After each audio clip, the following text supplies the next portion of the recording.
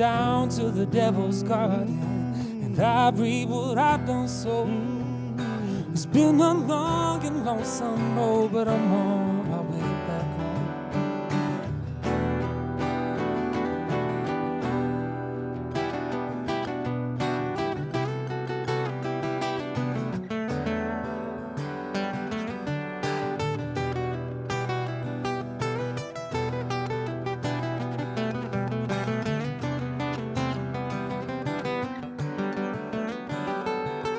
Mr. Policeman,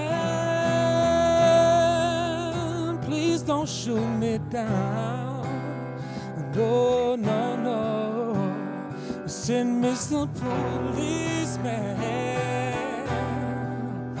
please don't shoot me down, oh Lord.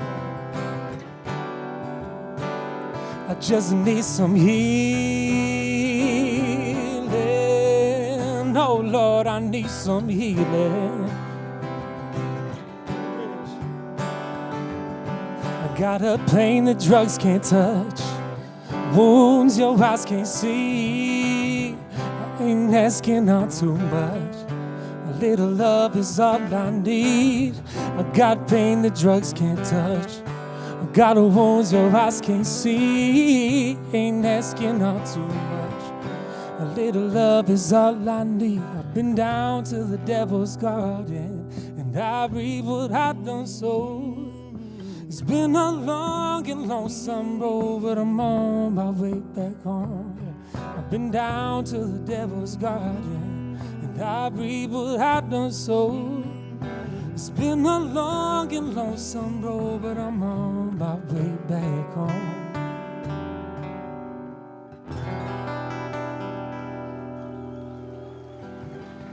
Thank you so much. My name is Isaac Aragon. This is Mr. TJ Emmerich, and we bring you songs of healing, songs of hope. This next song is called Love Bless America. I tend to believe that love is a choice. Sometimes and often it's a hard choice, and it's something we have to make every day. And regardless of what you believe in, I don't believe that this world is going to get much better unless we make the choice to love each other with kindness and compassion. Thank you so much. This song is called Love Bless America.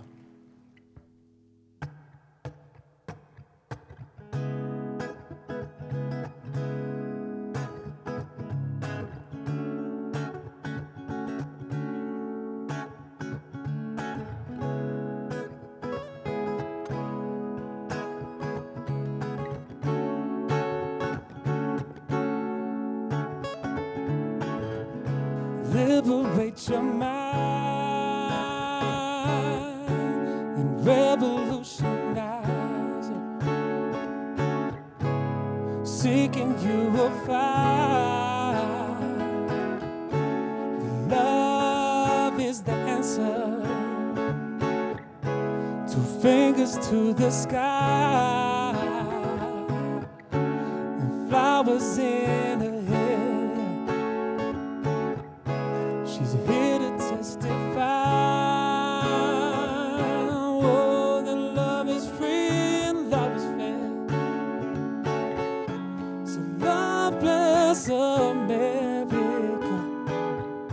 So love bless America. Love bless America right now.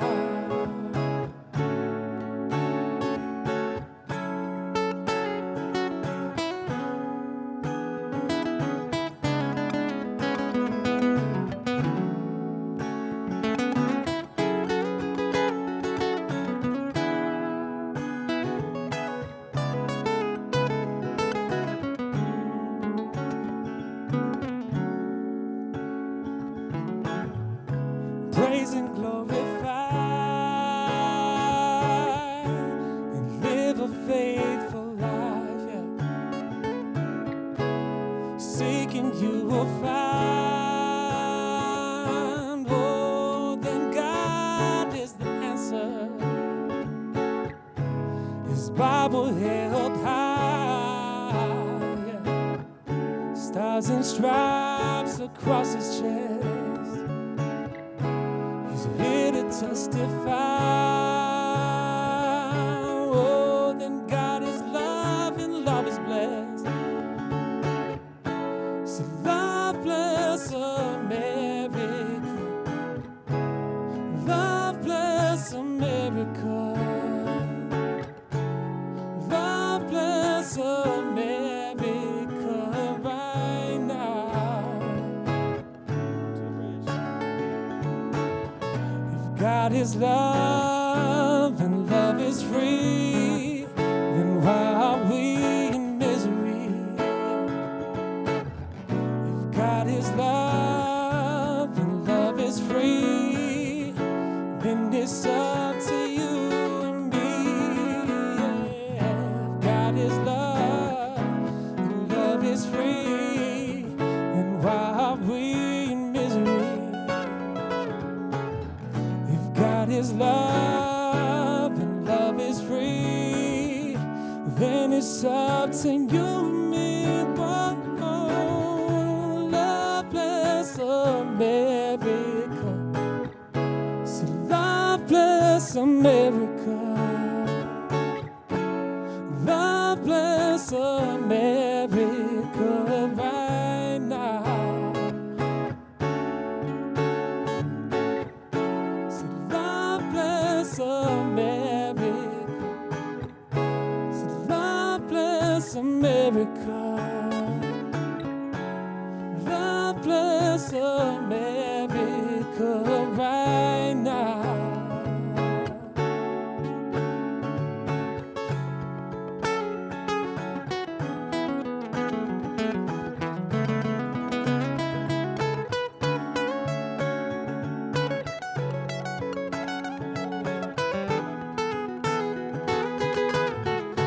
Love bless America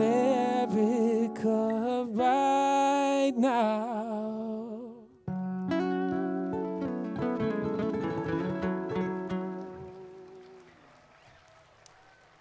Thank you so much. How's everybody feeling tonight? You guys doing good? TJ and I are just a couple of local boys, so it feels good to be up here on the Key West stage. Appreciate you guys. This next tune is called All I Got. And this song makes the notion that we all possess within ourselves right now at this very moment whatever we need to accomplish our wildest dreams. You don't have to reach outside yourself. All right, put your hands together for that. You have it in you right now. You might have to do something you've never done to accomplish it, which I think is another reason we're all here. But this song is called All I Got.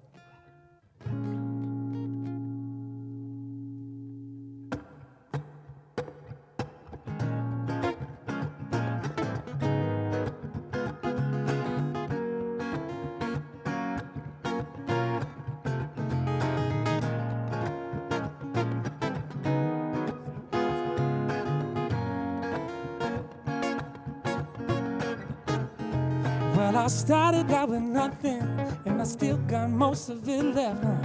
I ain't mad at no one, I could only blame myself. See, I used to think that fortune was a million miles away. Now see, I could be a rich man without a penny to my name. Come on, said all I got is all I need. Money ain't for nothing, love is always free. Searching for something to come and set me free. But all I got, and that's all I need.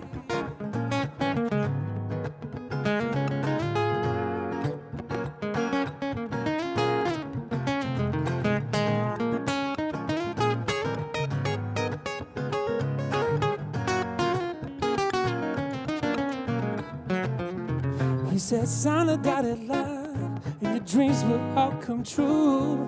You can't do this on your own now. There's a million just like you. Come on. Said, I do this for the love. It's a love that can't be bought. Can't afford to sell my soul now, cause my soul is all I got. Come on. I said, all I got is all I need. Money ain't for nothing, love is always free. Been searching for something to come and set me free. But all I got, and that's all I need.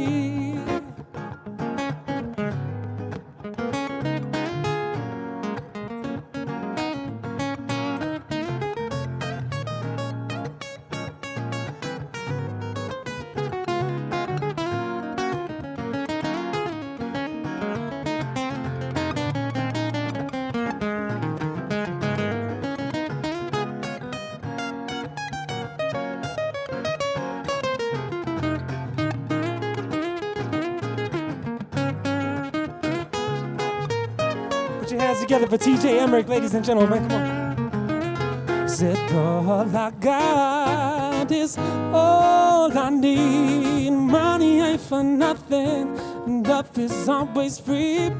Been searching for something to come and set me free. But all I got, and that's all I need. All I got is all I need. Money ain't for nothing. Love is always free. Been searching for something to come and set me free. But all I got, and that's all I need. It's all that I need. It's all I need now. Yeah. All I need now. Yeah. It's all I need.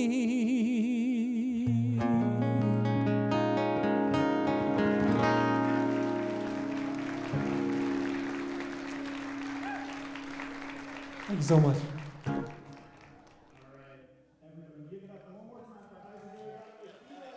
Featuring TJ Emmerich. Thank you all so much. All right. Good afternoon, and thank you all for being here. My name is Jonathan Hiller, and I'm the Director of Content at Team Kennedy. And today, before we start the program, I just want to say it is wonderful to be in the land of enchantment. Yes. However, I have to say, while catching a bite to eat last night with colleagues and friends, I learned about something that deeply disturbed me. I learned that there is a deep partisan divide in this great state, a rancorous power struggle that spans generations. Red chili or green chili?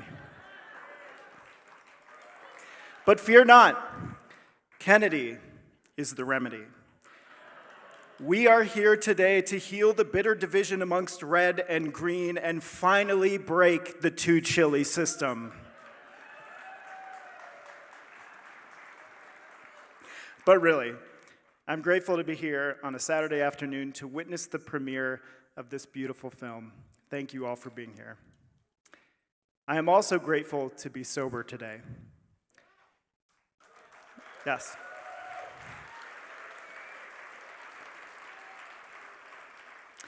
It's been said that addiction is the only prison where locks are on the inside. It does not discriminate based on race, religion, socioeconomic status, or political party. It is the tragic unifier.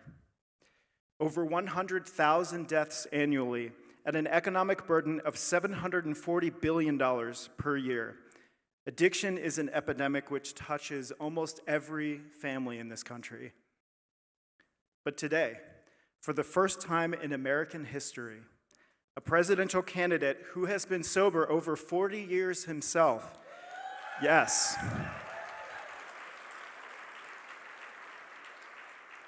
has empowered his campaign to produce a feature-length documentary about this crisis. I was 20 years old when I went to inpatient treatment for my alcoholism.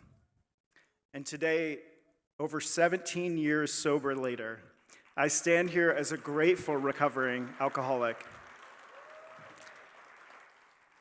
And 1 week from today, I'm marrying my best friend, who just celebrated 5 years sober herself.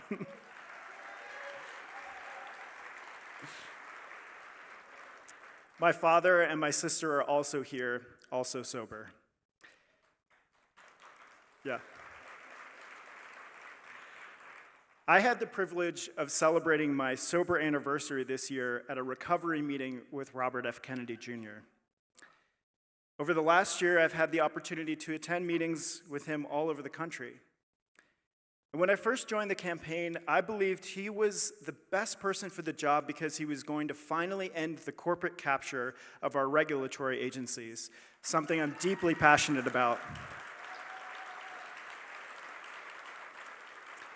But now I've witnessed his spiritual and emotional clarity over and over. Recovery teaches us to examine our darkness and to admit the exact nature of our wrongs to God, to ourselves, and to another human being. It can be a brutal process, but as Carl Jung once said, one does not become enlightened by imagining figures of light, but by making the darkness conscious. I believe this experience tunes the emotional and spiritual tolerance necessary for a job like President of the United States.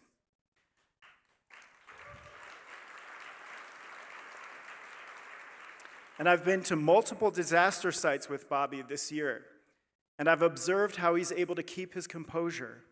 After listening deeply, his first words are always, "What can I do?" And this is why we're here today. What can we do? How can we reckon with this epidemic as a people? I want to thank Donna, LoCicero, Robert Campos, and Brendan Dumlau for beautifully crafting this film. And after the film is over, we'll have a panel discussion with the filmmakers, members of the cast, Mr. Kennedy, and Dr. Drew Pinsky is here. Absolutely. And he has graciously agreed to moderate the panel. And after the panel is complete, please stick around because Mr. Kennedy would love to take a photo with each and every one of you. Thank you all again for being here, and I'll now invite Dr. Jessica Franco Chavez to the stage.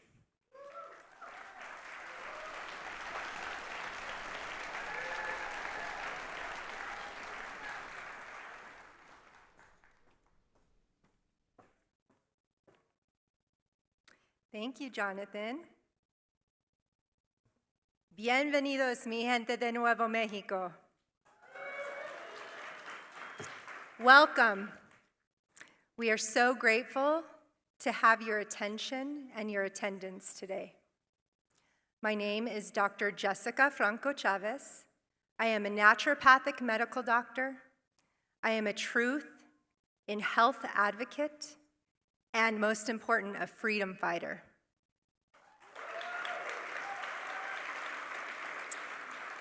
I'm the New Mexico Director of Operations and soon to be Southwest Regional Operations Manager for the Kennedy-Shanahan campaign of 2024. Me siento muy feliz ahora mismo. Yes! I am so happy to be here today to share with you all and welcome Mr. Robert F. Kennedy Jr. and his team to our homeland of enchantment. So now, I'd like to introduce my new friends to lead us in a land acknowledgement, honoring our region, our peoples, and our southwestern Pueblo lands. With a grateful heart, I welcome to the stage Robert Gabe Aguilar from Mescalero Apache Tribal Council and Tocata Iron Eyes, who will lead us in an indigenous welcome song after. Thank you so much for being here. Viva Kennedy!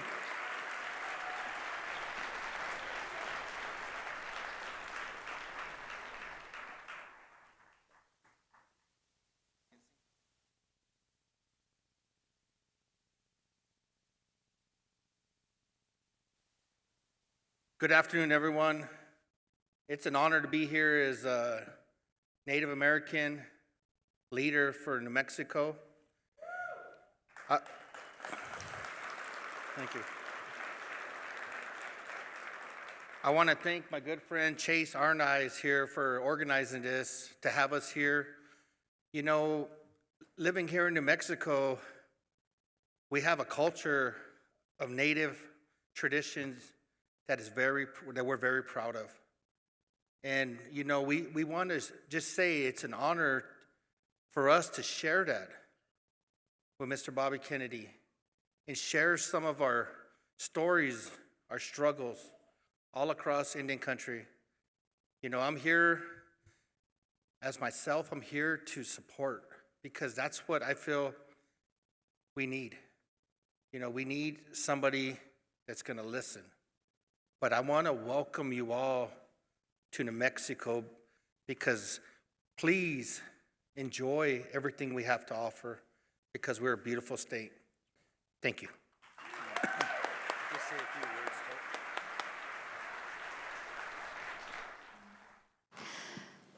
Hamitakiapi, Chantewashteanape, Chiuzapi, Tokata, Ironize, Emachiapi, Namalakolcha, Je, Wakia Luta, we Wopila to everybody for coming here today. My name is Tokata Ironize, and I greet you as a relative with a warm handshake. I just want to give recognition to all of those ancestors of the people here who fought and died trying to protect this beautiful place for all of us here, all of those who are indigenous and all of those who wish to come into a space, not to exploit it, right, but to come in community and to take part as an active participant of community connection, and real interaction, to be able to look at one another as human beings and not as resources.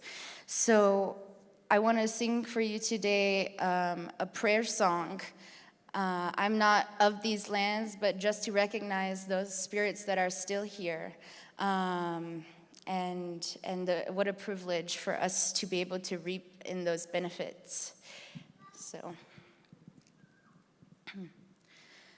Te sawi wa chanu ba wa ma yang hu cha you ha ho ye wa ye lo hey yo mi da gu ye o wanik de lo hey ya ho ye wa ye lo hey yo te sa we wa chanu ba wa ma yang ru cha you ha ho ye wa ye lo hey yo mi da gu ye o wanik de lo hey ya ho ye wa ye lo hey yo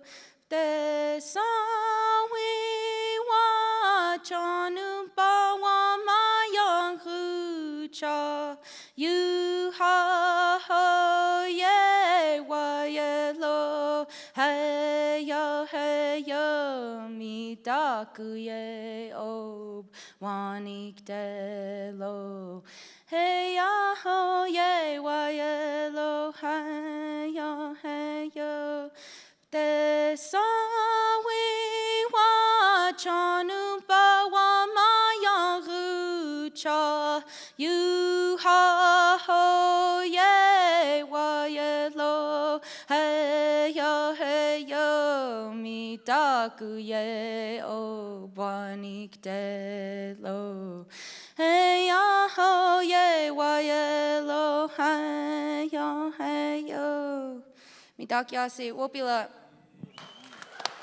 Thank you for that. We can just take that with us.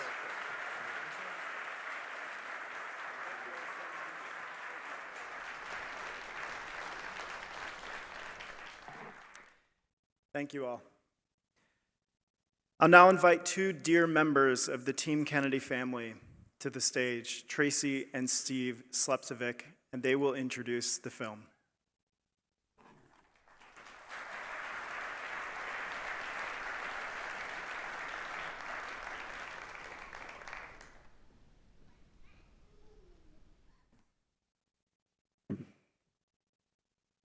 Good afternoon and welcome.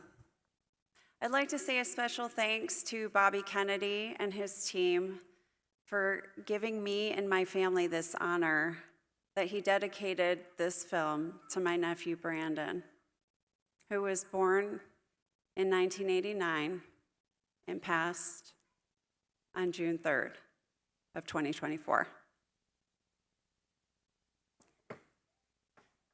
This amazing young man wasn't just my nephew. He was my godson. And for better words, he was mine and my husband's child. We loved him as our own. But most of all, he was my best friend. Brandon passed away less than 2 weeks ago. He took his own life. And he lost the battle. From early on in his childhood, he suffered from severe trauma, which led to chronic depression, mental illness, and addiction. He fought hard. He came to live with me and my husband about 20 years ago, broken. And no matter how much we loved him, we just couldn't reach him. He was so far gone. Now, during this time, I was a new bride with a little infant. And I had to ask my new husband at that time if he would take on the responsibility of a teenager. And he said, without hesitation, I will love him as my own. And that he did. But he truly had no idea what was headed his way. You see, I grew up with the experience of addiction, beginning with my father, my sister, my nephews, some of my dear friends. But my husband did not. He had no idea what addiction looked like. But still, he chose to take on this young man.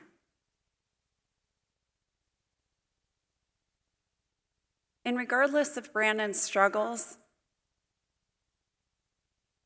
my husband became the only father he ever knew, because Brandon didn't have a father. He loved him like a son, he was his mentor, and he was his friend.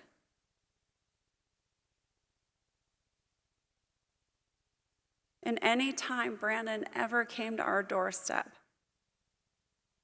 saying, please help me. Please help me or I'm going to die. We never turned him away. We always welcomed him in with loving arms. So in a moment, my husband's going to say a few words, but before he does, I would like to read a poem that I wrote for my nephew. Hopefully I can get through it.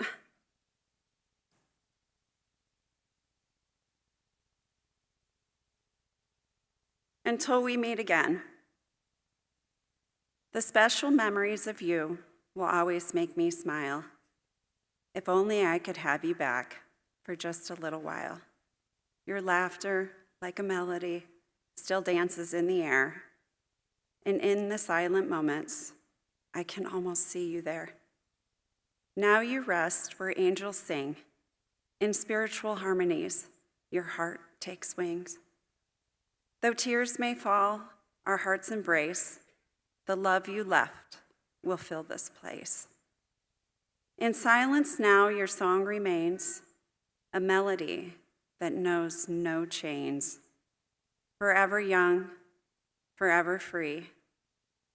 In our hearts, you'll always be. I have one last message to leave you with. For any of you out there, and those of you listening who couldn't be here today, if you have a loved one or even a friend who suffers from addiction, love them.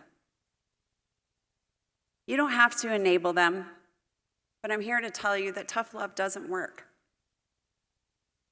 It doesn't. Love them. No matter what they do, no matter how bad it hurts, no matter how much money you spend on bail and attorneys and you name it, just love them. Because it may be your last opportunity, and make sure you tell them. I thank you for coming today. I thank you all around the globe who's listening. And again, I turn this mic over to my husband, who was more than just a father to Brandon. Thank you.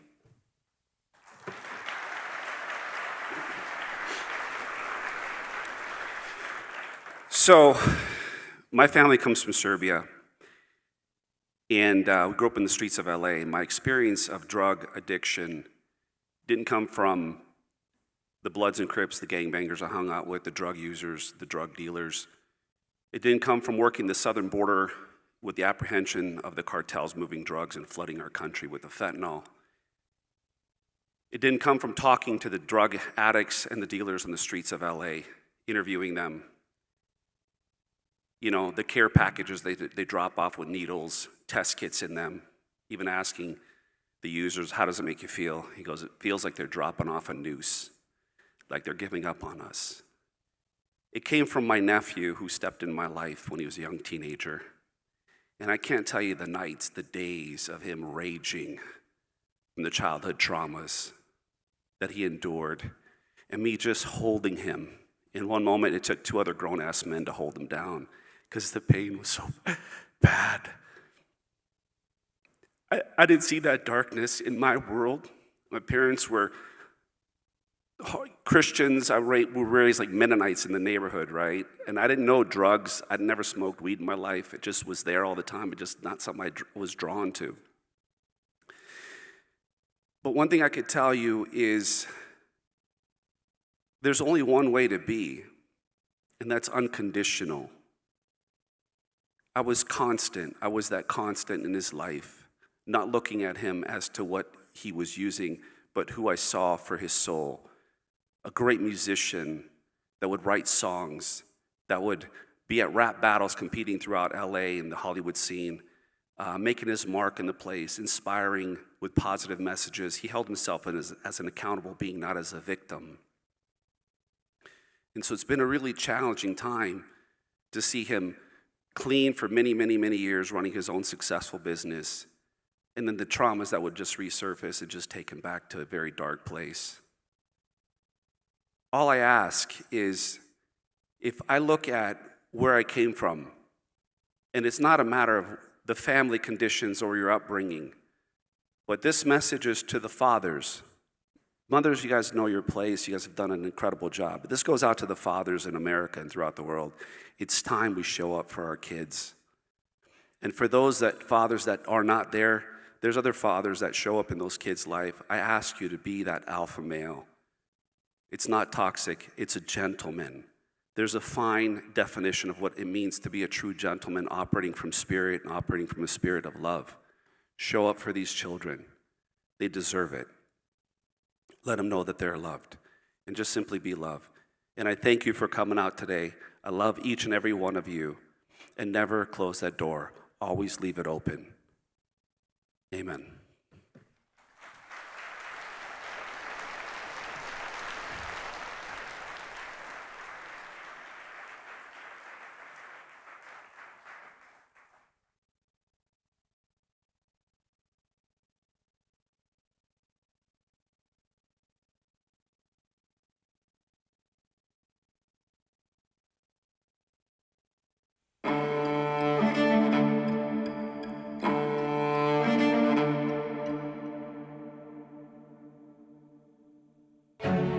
I've come here today to declare our independence from the tyranny of corruption, which robs us of affordable lives, our hope, our patriotism, our ideals, our freedoms, and ultimately our sense of ourselves as a good and capable people. Is healing our divided nation possible? Let's go take back our country. I'm Robert F. Kennedy Jr., and I approve this message.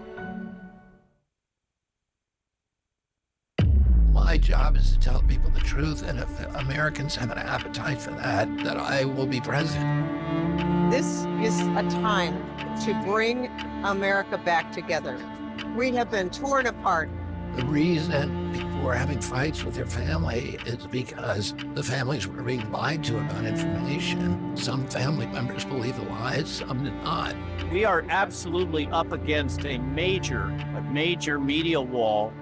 And that causes the polarization, and it amplifies the vitriol. It poisons all of society when the government is lying, when the media is lying to you. It's really hard to tell how many people are awake and how much this is exposed to the average American because we're living in a sea of propaganda and censorship. The people standing here today do not identify with any political party.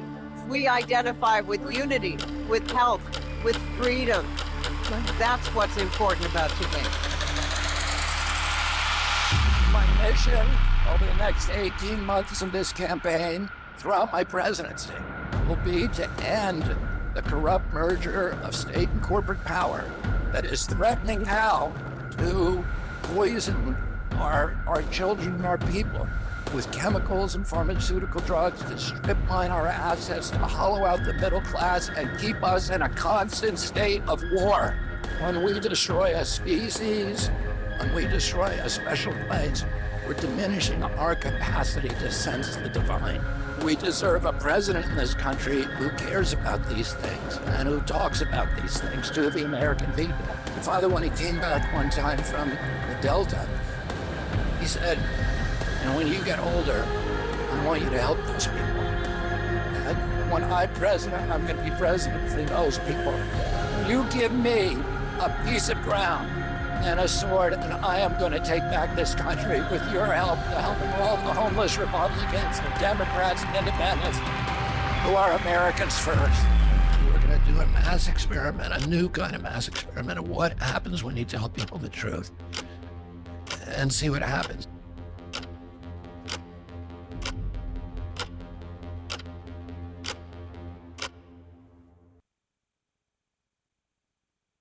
I feel like the whole country needs to know what's going on here. It's bigger than alarming. This is the worst I've ever seen it. I witnessed this dystopian nightmare of this uncontrolled flow of desperate humanity crossing the border and converging here because of misbegotten policies by high leadership of the United States. When President Biden took office, he signed some executive orders that basically halted all wall construction. It put our agents at risk, it put the migrants at risk, it incentivized the profit making for the smugglers. At the end of the day, this is a business. Billions and billions of dollars every month are earned from transporting people across into the United States. These kids are being exploited all along this track. There's nothing humane about any of this. In this room, obviously, we designed it to be as comfortable as we can possibly make it, because the reality is no child should ever have to come to this exam room. Señora y mi hija están conmigo. Pero mi hija de 18 años, no sé dónde está. We see a lot of violence as people are making across the border through Mexico or their countries. We see that devastation in the human lives. What happens if the family doesn't have the money to buy the plane ticket? Well, FEMA reimburses us. We can buy the ticket and so you buy the ticket for yes. They were told they'd get a bite at the American dream here, and that dream becomes a nightmare along the journey.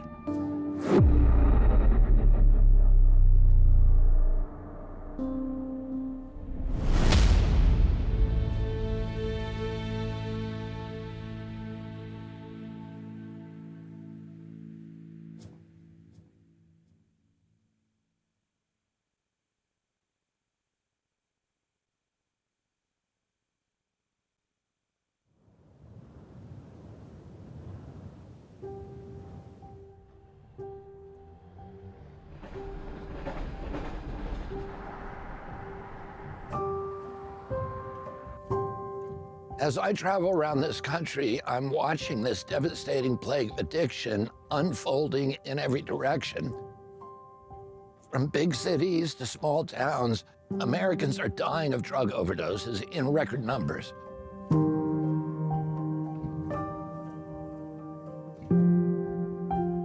I've lost family members, one of my brothers and a niece, to drug overdoses, and I understand the suffering that so many American families are enduring. America lost about 3,000 people on 9/11, and we launched an $8 trillion war on terror in response.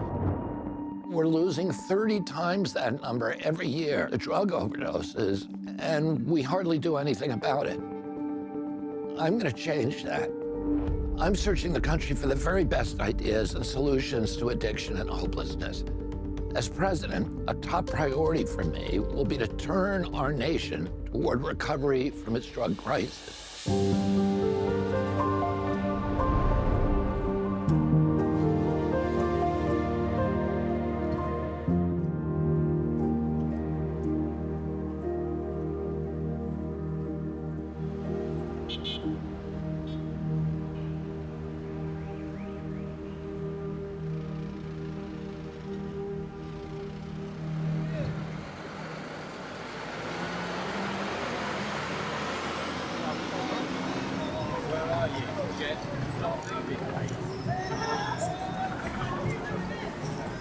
This is open air drug bazaar. You can see people in there smoking crack, tweakers, smoking meth right behind me.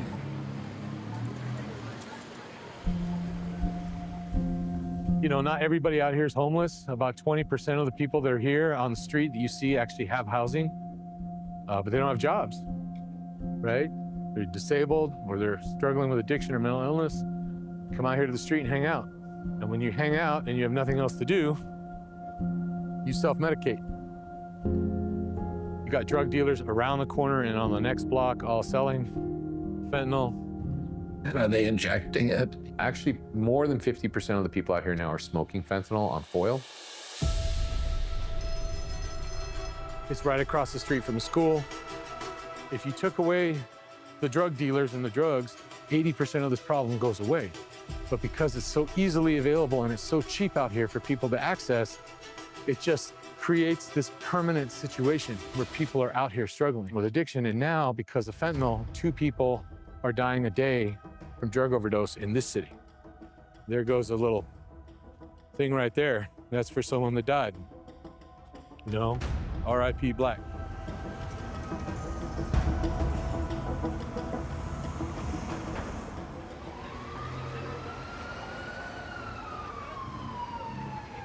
That's Kennedy. Right? How you doing? How you doing, man? Good.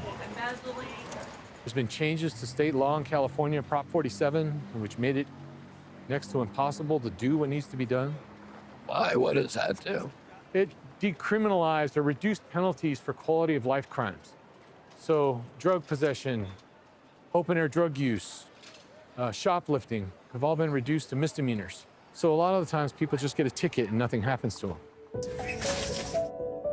So they get emboldened by it, you know? And that's kind of where we're at. The owner said he lost over $100,000 in merchandise and cash. Back in the days, like, we'd maybe peel off to the side, somewhere else to get high, not just sit down right here and wherever. Some are doing drugs, some are selling them, some are buying, and it's just constant. And San Francisco is on a way higher level than, anywhere that I'd ever been.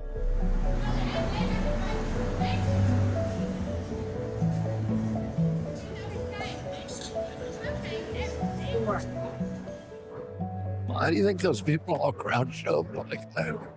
Why are they hunched over? A few different reasons. One, some of them have been on methadone a really long time, and that's one of the side effects of methadone. Oh, it is? Right? Yeah. I didn't know that. I never heard that. The other issue is that, look, they've been on fentanyl for so long. That's part of that quick deterioration that you're seeing with fentanyl. You're seeing people that are in their 20s now that look like they're 70 years old because they're using this drug that's just destroying them from the inside out. Whatever chance they had of making a full recovery, watch out for the poop, is being robbed from them.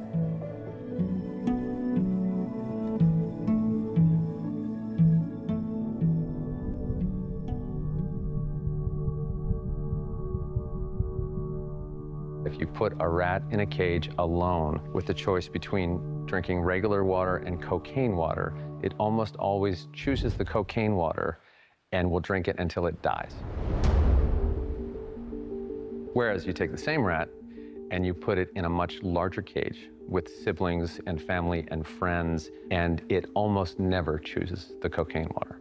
My first many years of thinking about addiction, I really believed that it was all about just some personal choice and willpower of not doing this bad thing, this harmful thing that feels really good. That amazed me, that connection and community and freedom to learn and have fun and play made them not want to anesthetize themselves. I've seen that in the wild with birds. I train, animals, train hawks. And if you raise a bird, like even a crow, with its siblings, it will develop normal sexual behavior and social behavior, even if the parents aren't there. And in this society, we're all just rugged individuals going out for ourselves. I think we have a real sense of emptiness and loss and pain.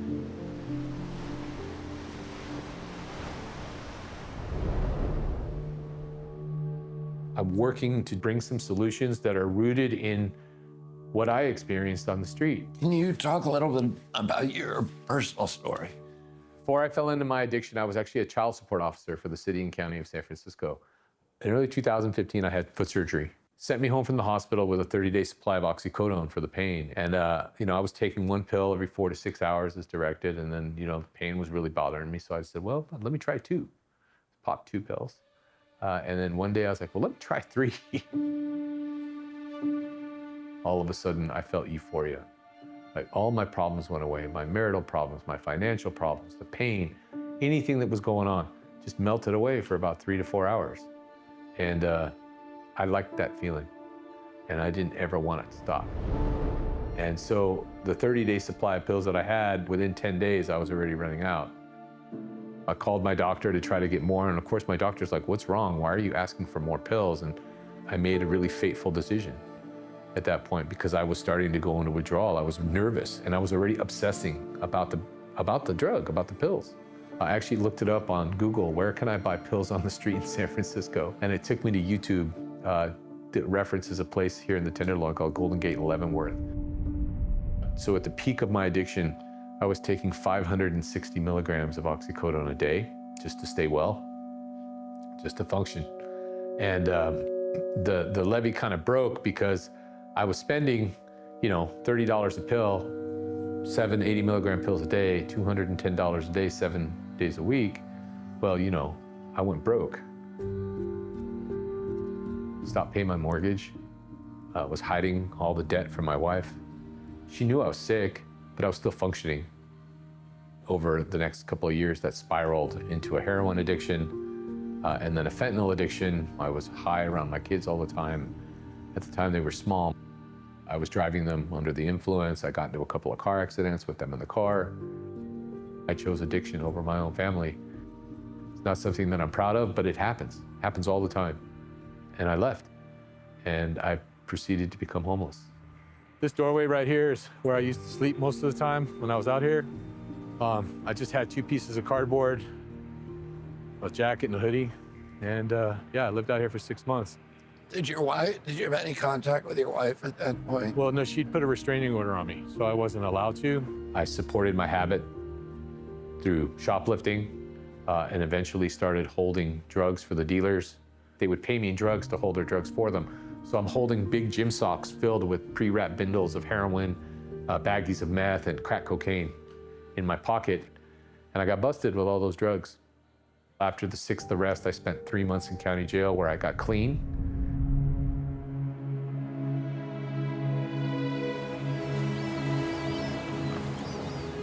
What's your relationship with your wife today? Well, we have reconciled. A couple of years ago, we reconciled, and that's maybe the greatest. Reconciled, you mean you're back together with her? Back together. So first of all, my wife's a saint. She gave me the opportunity to make it back in my recovery.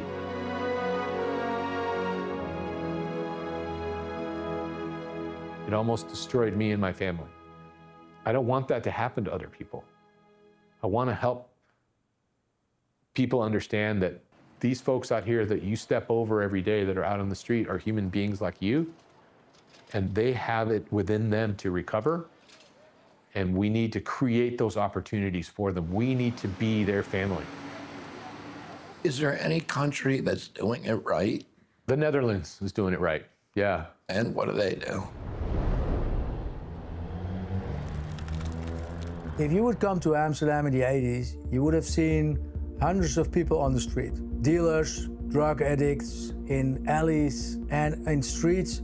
Amsterdam in the mid-1980s looked like San Francisco today, and there were 3,000 overdoses in Amsterdam alone annually. At this moment, we have 40 deaths a year in the Netherlands. Only 40?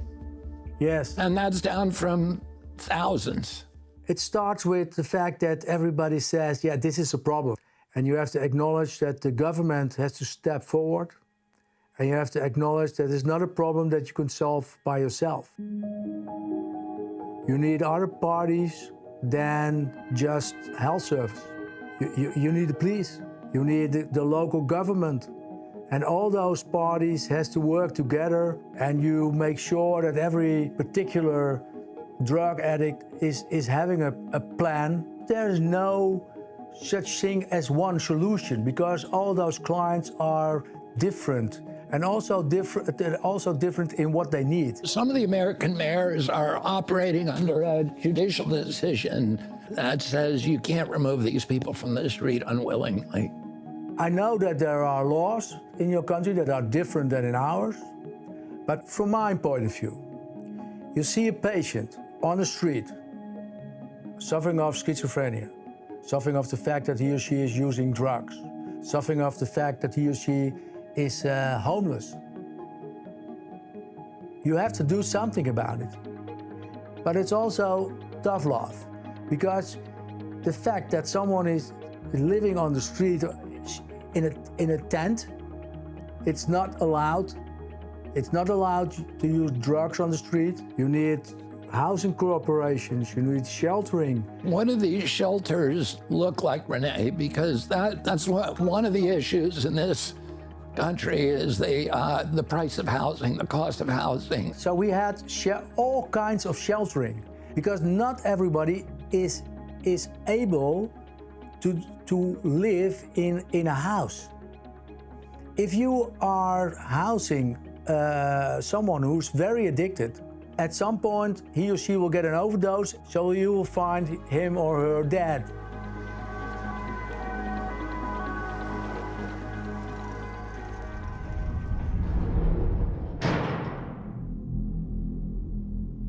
Good afternoon, Judge Lightman presiding. 70% of people who are in jail in the United States, they either have a serious mental illness, a substance use disorder, or both. When the American community mental health system was designed and developed, most people with the most acute and serious illnesses were still in the state hospitals. And I think we have an obligation of a country, especially a country as rich as ours. President Kennedy, in his last public bill, he signed the first National Community Mental Health Act. And it comes with a $3 billion authorizing act, which is a lot of money even today. But tragically, due to the president's assassination and the escalation of the Vietnam War, Congress never appropriated any money. So the states closed all the hospitals. And all those people that were there, they didn't have anywhere to go. And so when they got out, they started going to the street and ultimately into jail. 5 times as many people in our jail with mental illness than any psychiatric hospital in Florida. Most of this population with mental illnesses that are in the criminal justice system have horrific histories of trauma, mostly sexual abuse. And what happens is often people that have these histories of trauma are going to take drugs. Why? Because they feel terrible. We know that kids experiment, but the kids that get addicted are generally kids with histories of trauma. If you really want to improve public safety, you have to get people with these illnesses treated. There's nothing civil or right about letting a man or a woman slowly die like that. Judge Leifman asks an important question.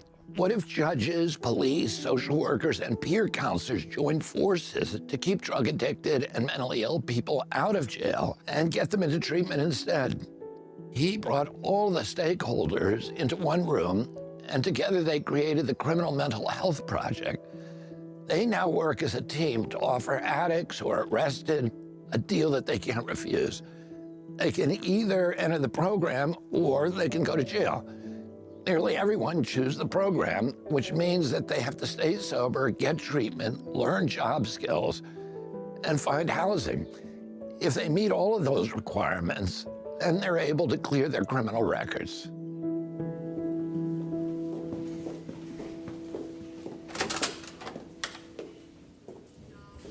We have a different approach, which is a combination of accountability and rehabilitation. All rise.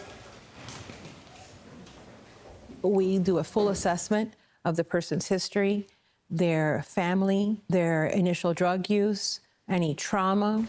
The next case is Ruben Wall. Every case is different. Every person is different. They're going to treat your mental illness and your substance abuse. You understand? Yes? Are you ready to go? Our treatment is intense. It involves individual counseling, group sessions, drug testing 3 times a week or more. Do you have children? Do you need family therapy? So don't feel bad about still having to work on yourself. We're all a work in progress. Nobody's perfect. A lot of the participants have been in active addiction so long they don't remember what it's like to not use drugs. And it's absolutely normal for you to feel depressed, anxious, confused. You're going through a process. Can you stick with me though? Everything I hear is positive. And you're really working on yourself and you're making a lot of progress. And this time around, we're gonna do it different, right? This time around will be different. I love you too. Okay, bye-bye. If you're fighting the good fight, you're here as long as it takes. We work with you, we treat you. But if you're not, then I have to let you go. How are you, Seth? I'm doing great, Your Honor. And you went to probation. You were there for 2 hours. Yeah. And you could not produce a sample. You couldn't hear it. Yes. This is suspect then. I understand. Seth, I'm well aware you're of on that. probation, and I've already told you the bottom of your guidelines are 10 years in state prison. And I'm asking you again, is there something that you need to tell me? Tell me now. Because the minute that you walk through that door, I'm not gonna hear it. It's too late. There's nothing I have to tell you, Your Honor. I've been 100% sober and I'm being truthful with you. Seth is soft-spoken and kind and caring. He's studying to be a chef, but a person who's in active addiction is not their true self. So in active addiction, he burglarized 10 homes and would have continued on his journey of crime, but for this program. He needs a higher level of supervision, and I'm here to make sure that he's held accountable in the event that he doesn't complete the program. You're going to put it in your mouth, under your tongue. My second line will tell me the drug line, whether you're positive for any drugs or not.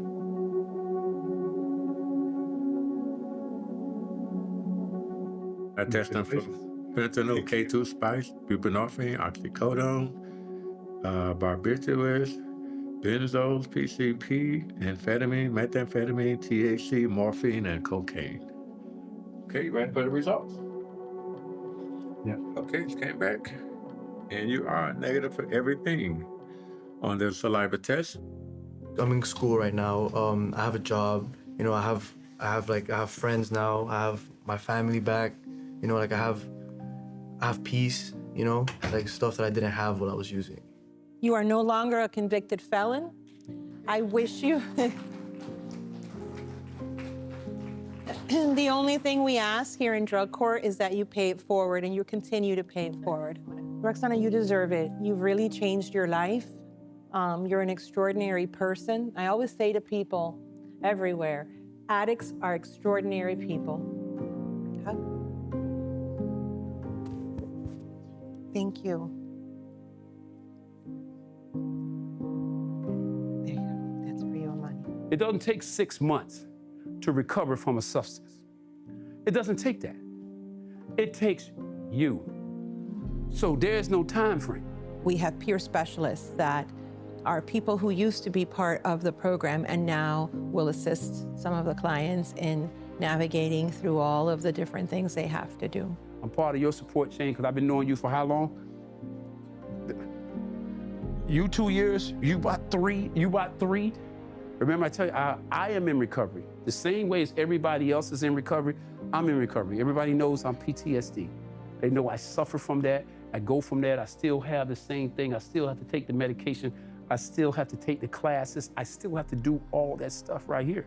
So should it be a time frame for me? No, I'm just like you. I want to give you something like, hey, I'm just like him and I can do it. He did it, I can do it. You know, he says he suffers. I do, I have post-traumatic stress disorder. I tell him all the time, but you can look through my records, you're gonna be like, this guy, is something wrong with this guy. What do you like right now? I don't care what it is, how it goes. Rollerblading and watching movies. Rollerblading and watching movies. Will that get you out of trouble? Hell yeah. Okay, see, that's how it works. This is what it's about. The secret sauce of our recipe are the peers. The brain's primary function is to develop relationships with other people.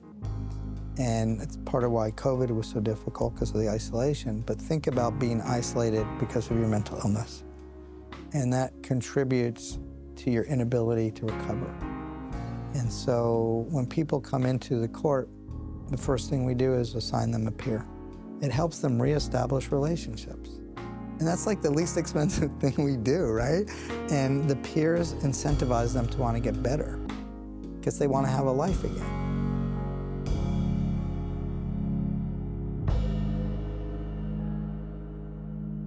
Even the most broken people can reinvent themselves and become somebody they have never known. It doesn't matter if you've lived your life on the streets, been a lifelong drug addict, or spent your life in and out of jails and prisons. Anyone can change. I know this because I was one of those broken people. I was a self-centered, hedonistic, gun-running, drug-dealing, out-of-control drug addict and criminal for nearly 25 years. I knew what I was doing was wrong, and I knew when I went to prison, somebody else was going to pay my rent and take care of my medical needs. So I was exploiting the public. I like to say that I was the problem, I am the solution. The day you get here, you become part of the solution. You are no longer part of the problem. Nobody's paying for you, you're doing it yourself. He's got an expanding empire here that is really, truly extraordinary. It's special because of the amount of time, the fact that it's completely free, the fact that we don't take any money from the government at all. We generate all of our own revenue because then we feel we can do what's best for our students because they can stay as long as they need to. How do you pay for it? At the Other Side Academy, we have our own social enterprises. Our moving company is the #1 rated moving company in the entire state of Utah, ran by ex-felons and ex-drug addicts. Shot off a 12-gauge shotgun in the house. I had no business being around guns in that mind frame. Drug offenses, burglaries, forgeries, all the criminal stuff that goes along with being a drug addict. Went in and out of the Salt Lake County Jail about 20-something times. I was a heroin addict for 17 years, just a complete dirtbag. If your stuff wasn't bolted down or locked up, I was stealing it to get my next fix. I had a daughter I never raised, unfortunately. I chose drugs instead of her. Nobody is usually ready on day 30, day 60, day 90, or 2 years, day 730. Everybody is ready at a different time in their recovery journey. So we offer them as much time as they need at the Other Side Academy, and we're able to do that because we're not tethered to a government funding source. We're able to do it ourselves. So the model itself is beautiful, and it helps teach them to be self-sustaining, to do it themselves. It becomes more than just about how much work can you accomplish, but how well can you do it? And teaching the principles of honesty and integrity. That builds your character, and those same principles can carry over into your daily life. We also have 2 large thrift boutiques. These are very large, well put together. We've won Best of State and Best of Salt Lake City with both our moving company and our thrift boutiques.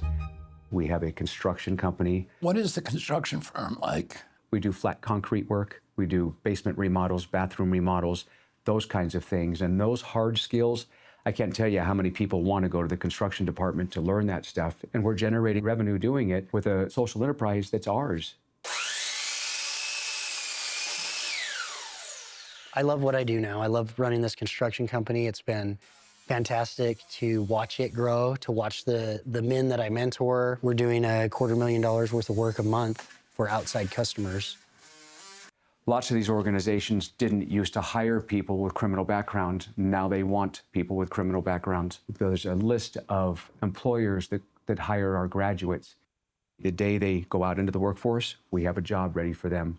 Living wage, $25 to $35 an hour, depending on their skill set. I'm standing on my own 2 feet. I'm providing for myself. My children are back in my life, and, you know, people count on me today. My heart is completely full. You know, I have a best friend that's my soulmate. I always thought success was like cars and clothes and tattoos and money and all of that. And, you know, the way that I feel in here and the way that I feel up here and the people that I have in my life, I am so successful today. It did more than save my life. You know, I won the lottery. I won the lottery by going through this, so I want that opportunity for other people as well. Thank you for making the pilot for an alternative that's humane and is idealistic. I lead with my story. You're not afraid to tell yours because it's real and people need to hear it and people need to understand that this happens, but recovery is possible. And recovery for you or for me or for somebody else might be different. We need a whole myriad of options for people. I hope you win. Thank you. I really do. I hope you win.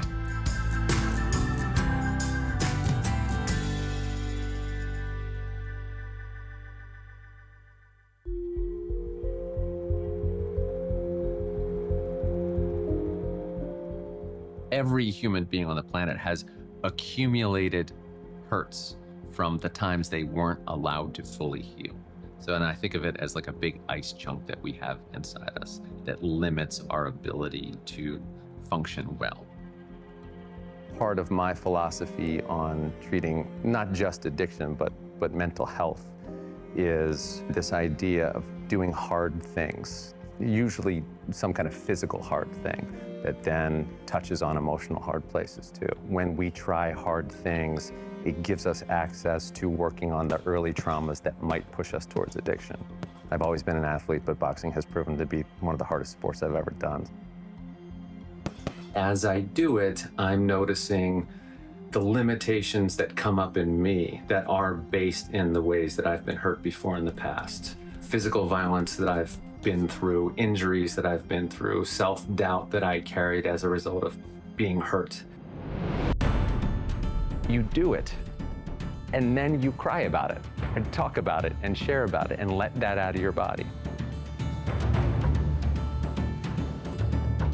Yeah, we're about to do some sparring, I gather. Good shot, Mike, right there. 1, 2. 1, 2. Right there. Roll. Just like that, good.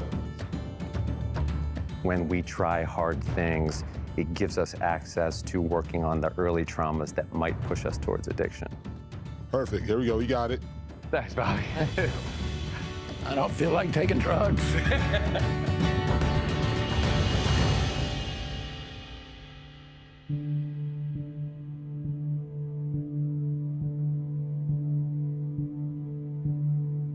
A lot of the time, we just don't know what it's going to look like until we're in the middle of it, because everybody is different. Everybody's on their unique journey.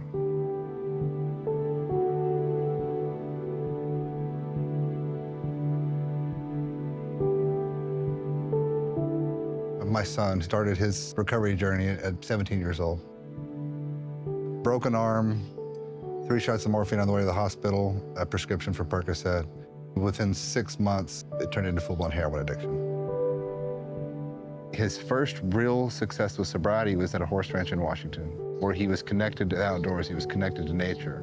And during that time, we would talk all the time. You know, what if we could take this similar model up there that you learned on the horse ranch, and we could kind of expand on that?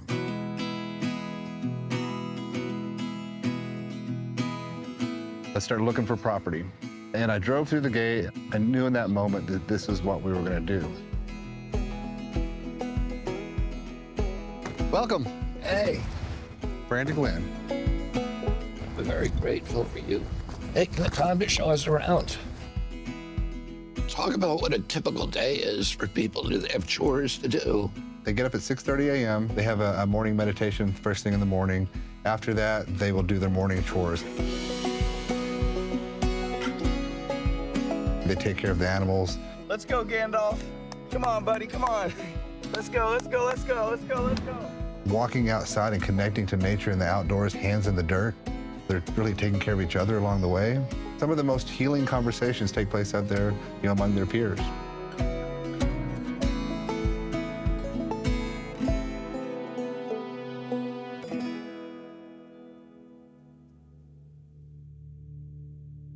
My son, 14 months homeless, Los Angeles, Skid Row, heroin addict.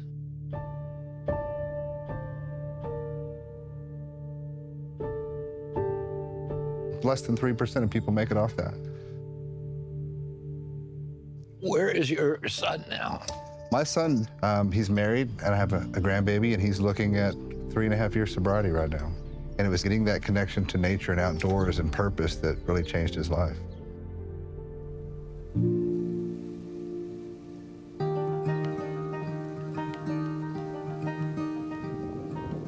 Oh, yeah, you found one of those guys. We got carrots, we got tomatoes over here, squash that's gonna be growing around it, as well as beans that will be climbing up the corn in the middle. The clients in the house take the fresh produce to the farmers markets. Then that's gonna be 25. All the money raised on the farmers markets, we provide scholarships for sober living and for mental health scholarships. We got a group of women that meets out here every Monday at 9 a.m. We wanted to figure out a way to support women in recovery as well. So we opened up this entire space, and we're like, what do you want to do with this space here? So they're growing herbs. They've just planted ginger and turmeric in some of these raised beds. You know, there's something we say out here on the farm is I can't create a vegetable, but I can create the space for the vegetable to grow. I can't get someone sober.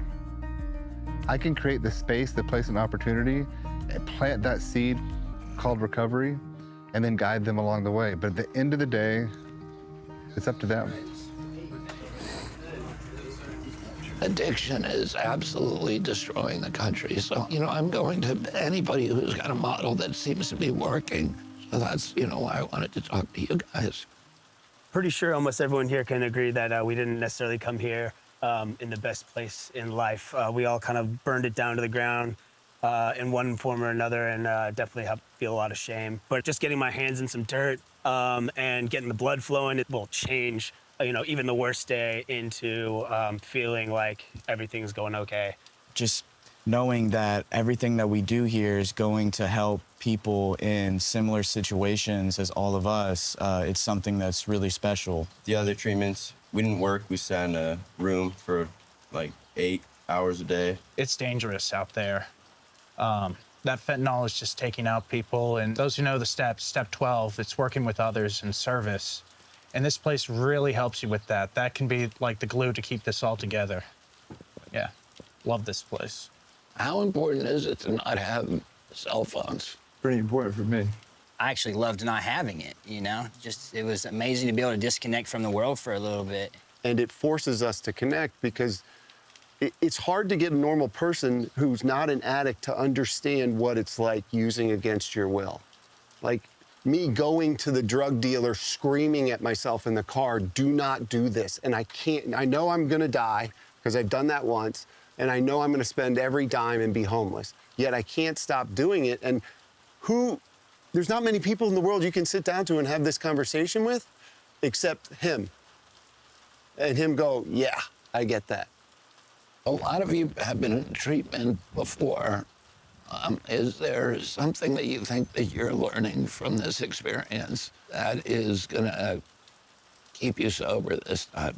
I'll say, for one, working with farm equipment Didn't know anything about that any other place I went to. So do you think that you might do an outdoor profession out here or career? I'd be open to that because this is building like skills for the outside world. You know, you start your day doing things, useful things. Like, I helped build this. This is not my background. I've never built anything in my life. And I remember when I was done, I talked to Brandon, I thought it was the coolest thing in the world. I'm like, helped build this. I think we need to name it after you. I'd be game. It's crazy because it's like, you know how many people we teach in here how to use a broom or sweep for the first time, you know, and it's wild. Or to use a laundry room, you know, like a washer and dryer. Or like why it's important to make your bed in the morning. Brooks like, filled up the coffee maker one time full of coffee cream. yeah, like, see, it's stuff like that. You know, it's like there's little skills that go off that you don't even think about. But also, it's like that guy, like that same kid, this same kid right here is probably one of the most emotional, available persons I've ever met in my life. I learned to be more emotionally available through people like you. We come from all different walks of life. Wook boy here, dude, like, I don't, you know, like, we wouldn't cross paths in West Texas, you know, like, but these people here have so much to offer me, and I love every single one of them, and that's what this place does. It brings us together to form a nucleus of community and love like we've never truly, like, experienced before, and it teaches me the true value in life and what people have to offer, and if the solution is connection, and you got it right here, you know. You guys have any questions for me?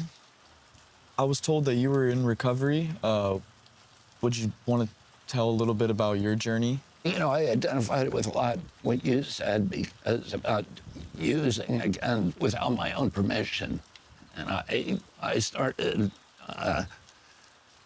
doing heroin when I was 15 years old. And then I did it without my own permission for 14 years. Robert Francis Kennedy was 42 years old and had just won the victory of his political life in the California presidential primary. HD reported that Senator Kennedy had been shot. My dad was killed when I was 14, and there was a lot of chaos in my household after that. But I feel, honestly, that I was born an addict. I think I was medicating various issues that I had. But, you know, to me, the most demoralizing feature of this disease was my incapacity to keep contracts with myself, of telling myself at, you know, earnestly, sincerely, honestly, at 9 o'clock in the morning, I'm never going to do that again. And then at 4 o'clock in the afternoon, I'd be doing it. I tried again and again to stop and just couldn't do it. I had been raised in a very pious Catholic household, and I had read the lives of the saints every night. And I knew that there were people throughout history like St. Augustine, who was a full-blown alcoholic and sex addict till he was 30 years old. And then he had this transformation, this spiritual realignment. I knew that I wanted to have a spiritual awakening because I did not want to be out on the street white-knuckling it and, you know, struggling with the impulse. I came across a book by Carl Jung that was called Synchronicity.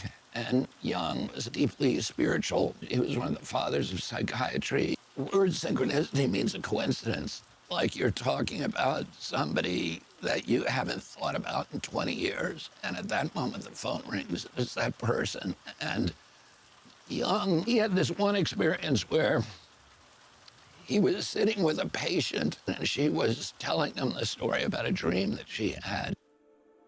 The fulcrum of that dream was a scarab beetle, which is a creature that really doesn't exist in Northern Europe. Well, while she's telling him this dream, Jung hears this bing, bing, bing on the window behind him. And he opens the window, and the scarab beetle flies in and lands in his palm. And he turns to the woman, he said, "Is this what you were dreaming about?" And she's like dumbfounded and says, "Yes."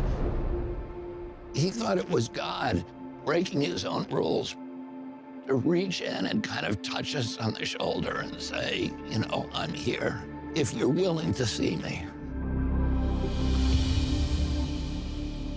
So Jung says that he could prove, having seen tens of thousands of people come through his hospital, that people who believed in God got better faster, and that their recovery was more durable and enduring than people who didn't. So when he said believing in God is going to help, is going to make things easier, I just made an intellectual decision that I'm going to start believing in God. If you pretend to yourself that you believe in God, that the belief and the compliance will precede the evidence, that you will see evidence that is then utterly convincing, but you have to start with the belief with no evidence. And so that's what I started doing. I just started living my life, as if there was a God up there, as if he was watching me all the time, and as if I had to behave myself as if I was being watched, so that I had to act honorably even when I didn't have an audience, even when no one was looking at me. And I started breaking my day down into like 40 different decisions. And each one of them now had a moral dimension. Like when the alarm goes off in the morning, do I get right out of bed, or do I stay in bed for another 20 minutes with my indolent thoughts? Do I make the bed? Somebody said that that's the most important thing that for me that I do every day. I stayed in a hotel last night. I'm in a hotel every night. I make the bed when I get up, which is insane, right? Because they're paying somebody to do that, right? But I do it because it's part of building character, because I made a commitment and I get to keep that commitment no matter whether it makes sense or not. And occasionally people have said to me, I don't want to go to AA meetings because they'll brainwash you. But at that point in my recovery, I would say, bring it on, because my brain needed washing. A guy told me when I came in the program, I said, how long do you have to keep coming to these meetings? And he said, just keep coming till you like it. And I've been coming for 40 years, I still don't like it. But I go because when I go, the rest of my life works. And I don't have that big empty hole inside of me that I'm trying to fill with things outside of me, with drugs, sex, alcohol, extreme behavior. I went to a meeting this morning, and it was a shitty meeting. But I did it. I went. We're here to build character, which is, enduring. And you get that from hard work, from showing up when you say you're going to show up, even when you don't want to. It's an honor to have a presidential candidate come here and not only relate with us on a personal level, but also wanting to take initiative to start walking in the right direction to fix this problem. I really, wish all of you guys the best. Just like seeing Mr. Kennedy here, he's running for president, I'm just, wow, what can I do whenever I get out of here? It's awesome. I feel like it's completely swept under the rug as far as like treatment and addiction. So just hearing someone who's willing to talk about it is huge. Today, the biggest industry in America's depressed rural areas are prisons. I'm going to bring a new industry to these forgotten corners of America, where addicts can help each other to recover from their addictions. We're going to build hundreds of healing farms where American kids can reconnect to America's soil, where they can learn the discipline of hard work that rebuilds self-esteem, and where they can master new skills as farmers, ranchers, carpenters, furniture makers, bakers and cooks, electricians, plumbers, HVAC technicians, and other trades. We're going to finance these recovery farms with a federal tax on legalized marijuana. We'll put no time limit on recovery, as everyone's journey is different. There is hope for our nation to heal the scourge of addiction. We just have to make it a national priority, and when I'm in the White House, we will. I'm looking at a golden eagle. I see it. Oh yeah, wow.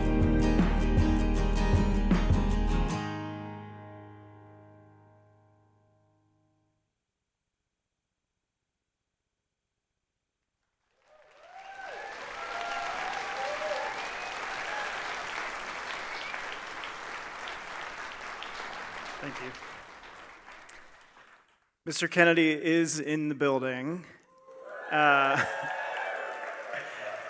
before we bring him out here, I just wanted to draw our attention to two very special guests that are local to the community. And the first one that I will introduce is Mr. Ralph Martinez.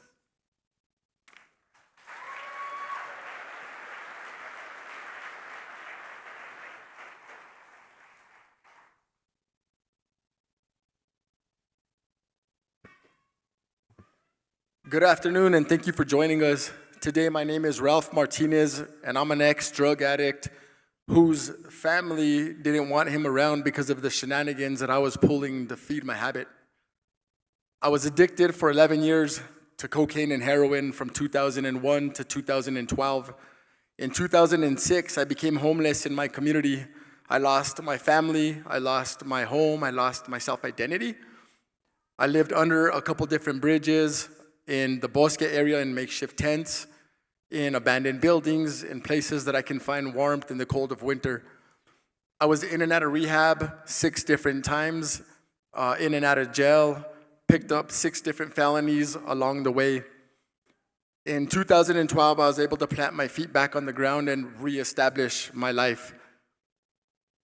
7 years ago, I started doing community activism in my community because I wanted individuals that were going through similar situations that I had went through to see that there is light at the end of the tunnel. And I've been blessed within the past 7 years to help bring in millions of dollars into my community that has gone towards programs that deal with our community's less fortunate, youth, seniors, and education. I'm the co-founder of the first ever homeless shelter in my community called Espinela Pathway Shelter. And I'm also the co-founder of the first ever recovery living facility in my community called Pathways Village.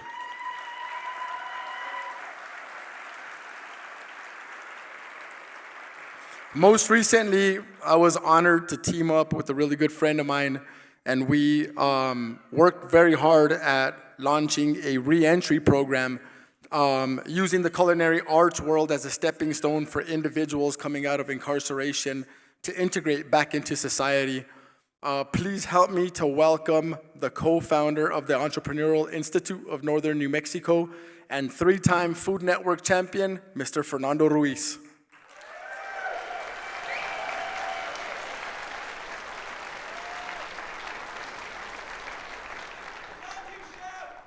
Thank you. I never in a million years thought I'd be put in the position that I'm in now. I opened up my own restaurant next month in Santa Fe. A little bit about myself, also an addict, ex-addict. I've been shot, I've been stabbed. I went to prison for trafficking guns and drugs twice in Arizona. Spent 4.5 years of my life incarcerated. In the recent 5-6 years, like Ralph said, I've managed to beat Bobby Flay, win Chopped, and also Guys Grocery Games. Thank you. Like Ralph said, we just launched this re-entry program in the prison up in Santa Fe. Curriculum ends first week of July. You'd be surprised to see the look on these gentlemen's faces when we walk in that prison with an ice chest full of food that they're getting ready to prepare and cook themselves. It's actually working. We need more programs like this. We also need more compassion for individuals like us, because guess what? I'm an ex-convict, I'm an ex-felon, I'm an ex-drug runner and gun runner, and I just opened up a restaurant in your neighborhood, and we're neighbors now.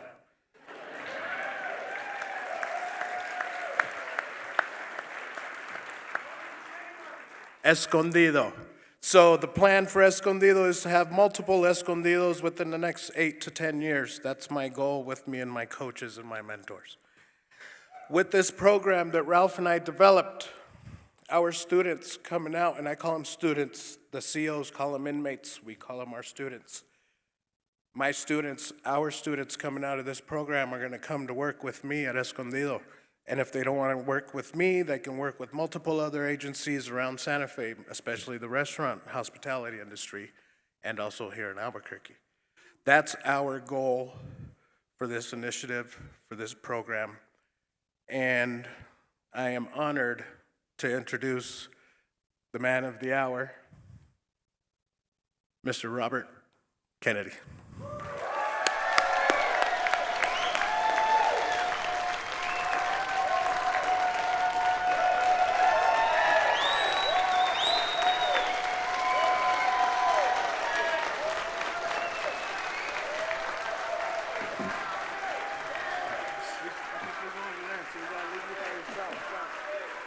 Thank you. Thank you, everybody. Thank you, Albuquerque. Thank you for coming out tonight. I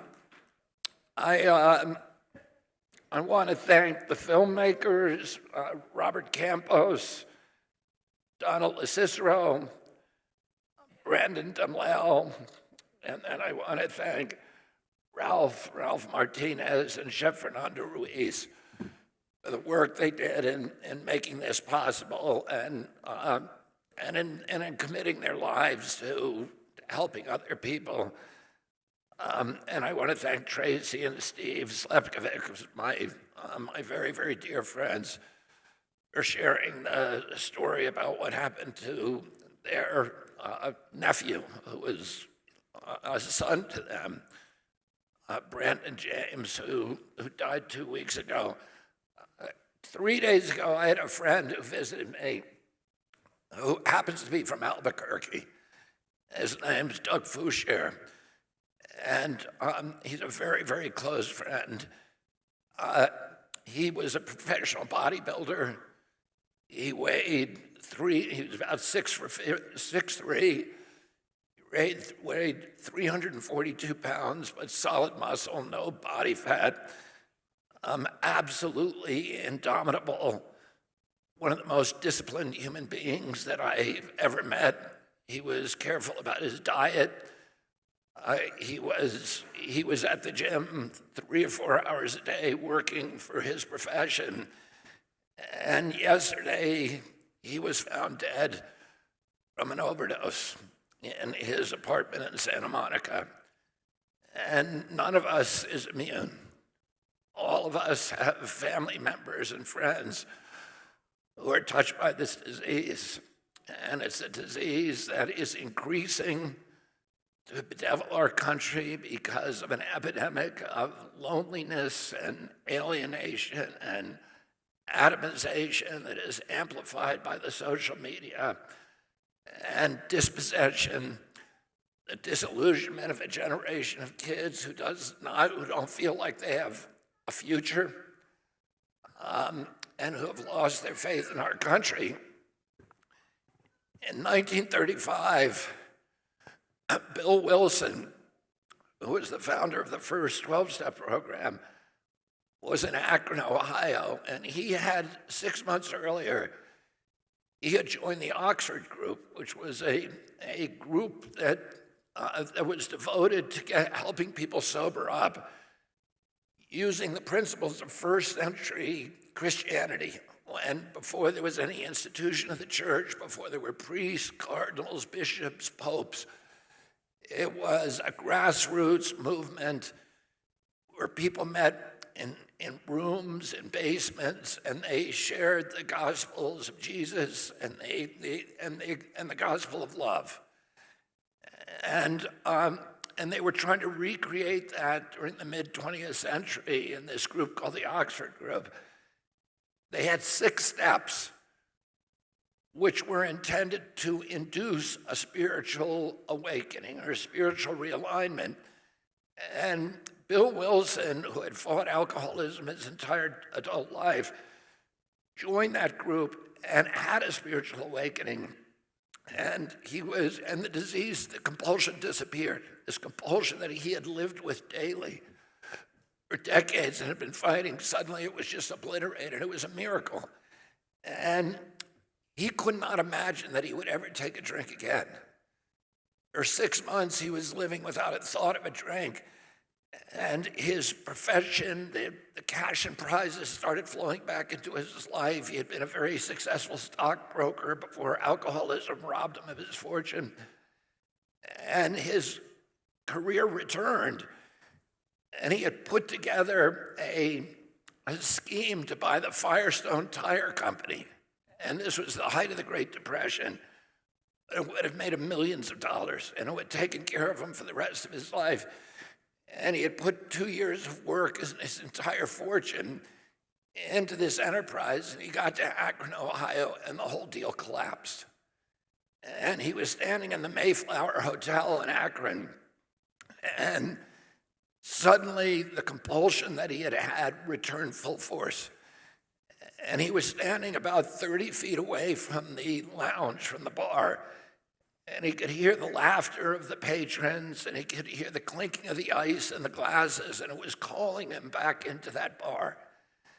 And he suddenly had the intuition, which was the central secret sauce of the AA program and then all the other 12-step programs after that, which is he suddenly came to understand that the only way that he was going to stay sober that night is if he helped another alcoholic. And he realized that he couldn't live off the laurels of his spiritual awakening. He had to renew it daily by helping somebody else who is suffering. And instead of going into the lounge, he went into the phone booth, and he picked up the yellow pages, and he began calling local preachers, and he called the Salvation Army, just asked them, do you know a hopeless drunk? And a local preacher finally gave him the name of Bob Smith, who was a local doctor who everybody knew was a hopeless drunk. And he got Bob Smith on the phone. Bob Smith agreed to meet with him. They met at the home of the heiress to the Firestone Tire Company. And when he went in there, Bob Smith, who had been approached by hundreds of people in the past trying to get him sober, said, you have 15 minutes. And they ended up talking all night. And that was the first AA meeting. And they then figured out that the only way the two of them were going to stay sober is if they helped a third person.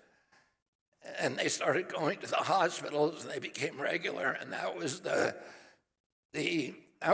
beginning. That's the ideology, that this sense that the only way that we can help ourselves is by helping somebody else, by growing a community, by being part of a larger community in which we find ways to be of service to other people. And, all of these different experiments that are all functioning, there's 1,000 ways to get sober, but they all involve being of service to other human beings, of figuring out how to live in community again. And we're losing that sense of community in our country. We're becoming a country of individuals, of isolation and alienation and dispossession. And, one of the things that I'm going to try to do in the White House is to figure out every way that we can to rebuild those bonds of community by inspiring Americans to try to be of use, be of service to other people, and giving them the opportunities in the ecosystem that allows and encourages that kind of conduct. So we're going to have a panel discussion now, and I want to welcome to the stage one of the people I've admired very, very much, who has been very courageous in recent years, one of the few medical doctors who was willing to challenge the orthodoxies, who was looking at what he saw and believed initially, and then started voicing his own doubts and paid a tremendous cost for that. So you all welcome to the stage Dr. Drew Pinsky.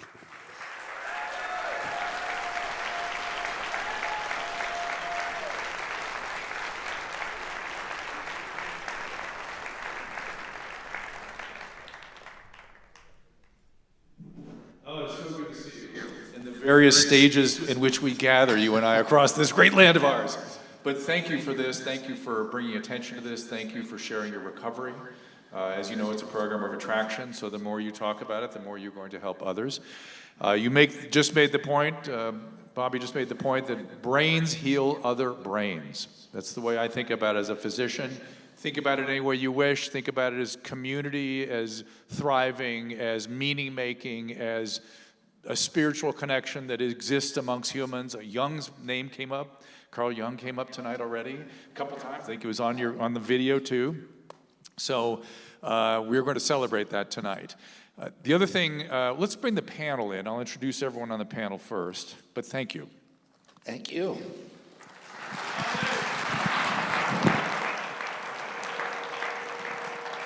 panel, you've already met Ralph and Fernando. They are here with us as well. Donna LoCicero, she is one of the filmmakers. Robert Campos, Brandon Gwynn, who you've met through the video, as well as his son Dylan, and Tom Wolf, who is himself you heard his tale on the video as well, right? Tom, of course, is a recovering addict who's been homeless and has been an advocate in California trying to change the insanity of our laws there. Yeah, indeed. So I'll give everyone maybe we'll kind of go across the panel here, give everyone just a minute to sort of introduce themselves and talk about what they think is important to them. I will start. People that don't know, I worked in a psychiatric hospital for 35 years. I ran a large drug treatment center for 20 years. I understand this disease. I understand it in ways that most physicians don't anymore, unfortunately. I was railing against the opioid epidemic as it began, and because the regulatory agencies had been captured, I was punished for daring to say that prescribing of opiates was other than God's work. And literally, that if you didn't treat patient adequately, you would literally go to prison as a doctor. So we'll start on that end and start with Tom. And what would you like to say?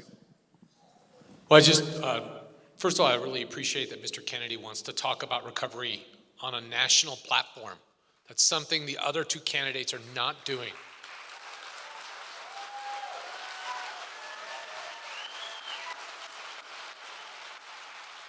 You know, in the year 2000, there were 17,000 overdose deaths in the United States, which is terrible.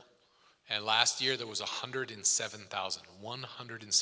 So it's grown by like a factor of 8. And it's true, we're not doing very much about it. Instead, there's a lot of fighting about drug policy, which way to go, harm reduction, abstinence. The bottom line is that we need to really look at a national model for promoting recovery and helping to get America healthy again. That's what I'll say. Thank you. Dylan?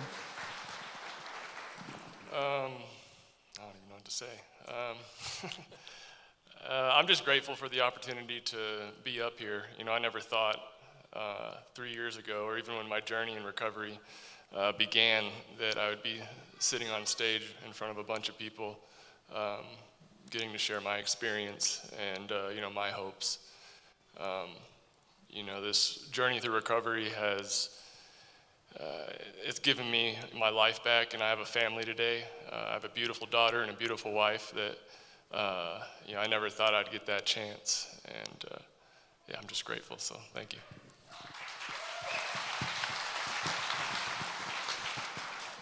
Hi, my name is Brandon Gwynn. Sorry about that. You know, same thing, I'll say what Dylan said. I am just grateful to be here because this journey started for me, you know, when he was 17 years old. And the one thing that I wanted most out of all this was to get my son back. And not only do I have him back, but I've been able to step into a world that I knew nothing about. You know, as a dad trying to make a difference, I didn't know anything about anything. And I think that the more that I've been in this line of work, the more I realize I still don't know anything. I think the end of the day, if we can all just say, I don't know, rather than thinking that we have the answers, because the answers lie within the individual. And this is an individual journey. Everybody's recovery is unique to them. And if we just spend more time and effort allowing people to find their way and offering them a space to heal and learn and grow together and give that community and support, then we're going to make a difference and have a, you know, much longer lasting impact than if we, you know, try to do it the way we've been doing it the past 20 years. Like, they get better. Our children get better, and I'm sitting here today a proof of that because, like I said, I didn't know anything about anything, and here I am today, so thank you guys. Bobby, I'm going to skip you. I'm going to skip you and go across the panel. Ralph? Thank you. Again, like all the other panelists, I'm just honored to be here and thankful for Mr. Kennedy and wanting to talk about such an impactful crisis. I think that a lot of other candidates, they, you know, focus on more comfortable issues that go on here in the United States, and this is one of the most hard-hitting humanitarian issues that we face. And like some of the other panelists have said, it's an ever-growing crisis, an epidemic, and I know I see it where I'm from. It affects my community, it affects families, and it affects home. And I know it does that same thing to a lot of your guys' communities as well. And so it all begins with discussion. And so I'm just very honored to be able to help be a piece of that discussion. Thank you.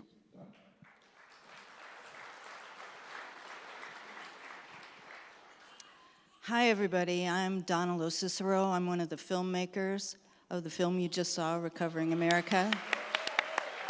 And just one of them. The others are in the audience. It's Robert Campos and Brandon Dumlau.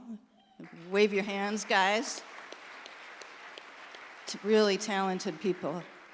I'm grateful, too, to be up here. I think the issue is bigger than I realized when we first took this on. It's huge. The numbers are stunning. Over 100,000 people who have died in a year, and then 50 million people who are dealing with substance abuse. This is staggering. This is affecting all of us. It's a huge crisis, and I really hope that this film can be a springboard for more discussion, because there's so much to talk about here. One of the biggest challenges we had in making this film was that there's so many aspects to talk about it, and I'm happy to be part of this discussion, and thankful to you.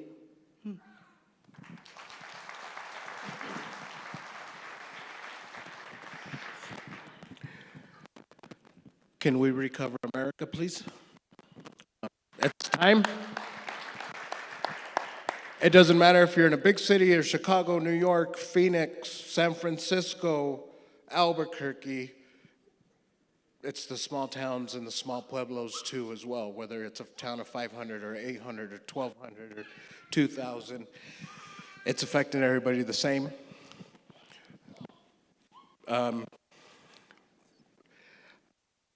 I always told myself this, Ralph can back me up on this. I've never wanted to be involved in religion or politics. Once I saw the recovery part of this, I was 100% on board. And thank you for that. Thank you for having this agenda and not another agenda. We need to fix our issues first. So let's start with Recovering America, please. Thank you.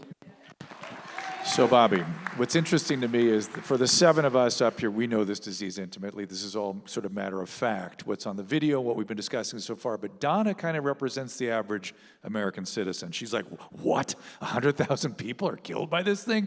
We know that and have known that for years. We know all that goes into this and the suffering and the families that are being affected. What do? What are you going to do? We had in the 20-year Vietnam War, we lost 56,000 American kids. So we're losing almost double that every year from this disease. And you think of the $1 trillion we put into that war and the daily preoccupation on the news, the nightly news coverage for 20 years, the presidential elections that were fixated on it. And it's half the number of people affected that are affected every single year. Our communities are being torn apart. We need to give this the same priority. I'm very reluctant to dictate a government solution. What we found from touring, I wanted to see every place, and I still do this, this is a small fraction of the places that we've actually visited. I wanted to see every place that's doing this right. And what we found is there's a tremendous diversity of approaches that are working very, very well. The one thing almost all of them have in common is that they don't have government support. And so I'm very reluctant to get government involved in a way that is going to micromanage places like this. I want to make government support them, and that may be through land purchases and through those kind of contracts, but I don't want government to be coming in and micromanaging. I think this has to be run by NGOs, and we have to use we have to use a lot of different approaches. You know, Franklin Roosevelt, when he was launching the New Deal, said, we're going to try these programs and we're going to try something, one thing at a time, and if it doesn't work, we're going to abandon it and we're going to try something else, but we're always going to be trying something. And, you know, all I can guarantee, I can't tell you right now that there's one solution or even a multiplicity of solutions. What I can tell you is that in my administration, we're going to solve the problem because I'm going to focus on it. And if there's things that are working, we are going to create ecosystems in which those kind of solutions can proliferate. And, Bill Wilson, you were talking about Carl Jung. Carl Jung treated a friend of Bill Wilson's who was a Boston millionaire. He was one of the wealthiest families during the Great Depression, and his name was Roland Hazard. And he was a very capable leading businessman, but he was a hopeless alcoholic. And he was treated by Jung, and then he went out, he drank again almost to beat it. He went out feeling cured. He came back, treated again, and then went out feeling cured, and with days he was drinking again. He finally went back to Jung and he said, for a person with alcoholism, of my seriousness, is there any chance? And he said, give it to me straight. And Jung said to him, okay, I'm going to give it to you straight. There's no chance. And then he said, has it ever been done with somebody of my depth of alcoholism? And Jung said, the only time that it's happened is in people who have profound spiritual realignments. And that conversation was then related by Hazard to Bill Wilson. And then Jung and Bill Wilson began a correspondence, which is talked about in the big book of Alcoholics Anonymous. But in many ways, that was the central assumption that crafted the spiritual dimensions of the AA program. And the 12 steps of, 12-step programs are intended to induce a spiritual realignment, but everybody understands that has to be maintained and renewed through daily service. And the meetings are actually ways to be of service every day. I came into the program 40 years ago, and I remember asking a guy back then, how long do you have to keep coming to these meetings? And he said, just keep coming till you like it. And I've been going for 40 years every day, and I still don't like it. But I go because the rest of my life works when I go, and I do it the same reason that I brush my teeth. I don't look forward to brushing my teeth. I don't enjoy it. I don't like the sensation. But I don't want to live with the consequences of what happens when I stop. So as you say, there are various ways that people get to sobriety, but there is one way that's coming in on 100 years of efficacy, particularly when thriving in abstinence is the goal. Full recovery, somebody used that term, I think. And that's the empiric model you've mentioned, the 12-step model, the Mutual Aid Society. There are now our Cochrane analysis. A Harvard professor published a Cochrane analysis that shows that 12-step works as well as any professionally managed interventions.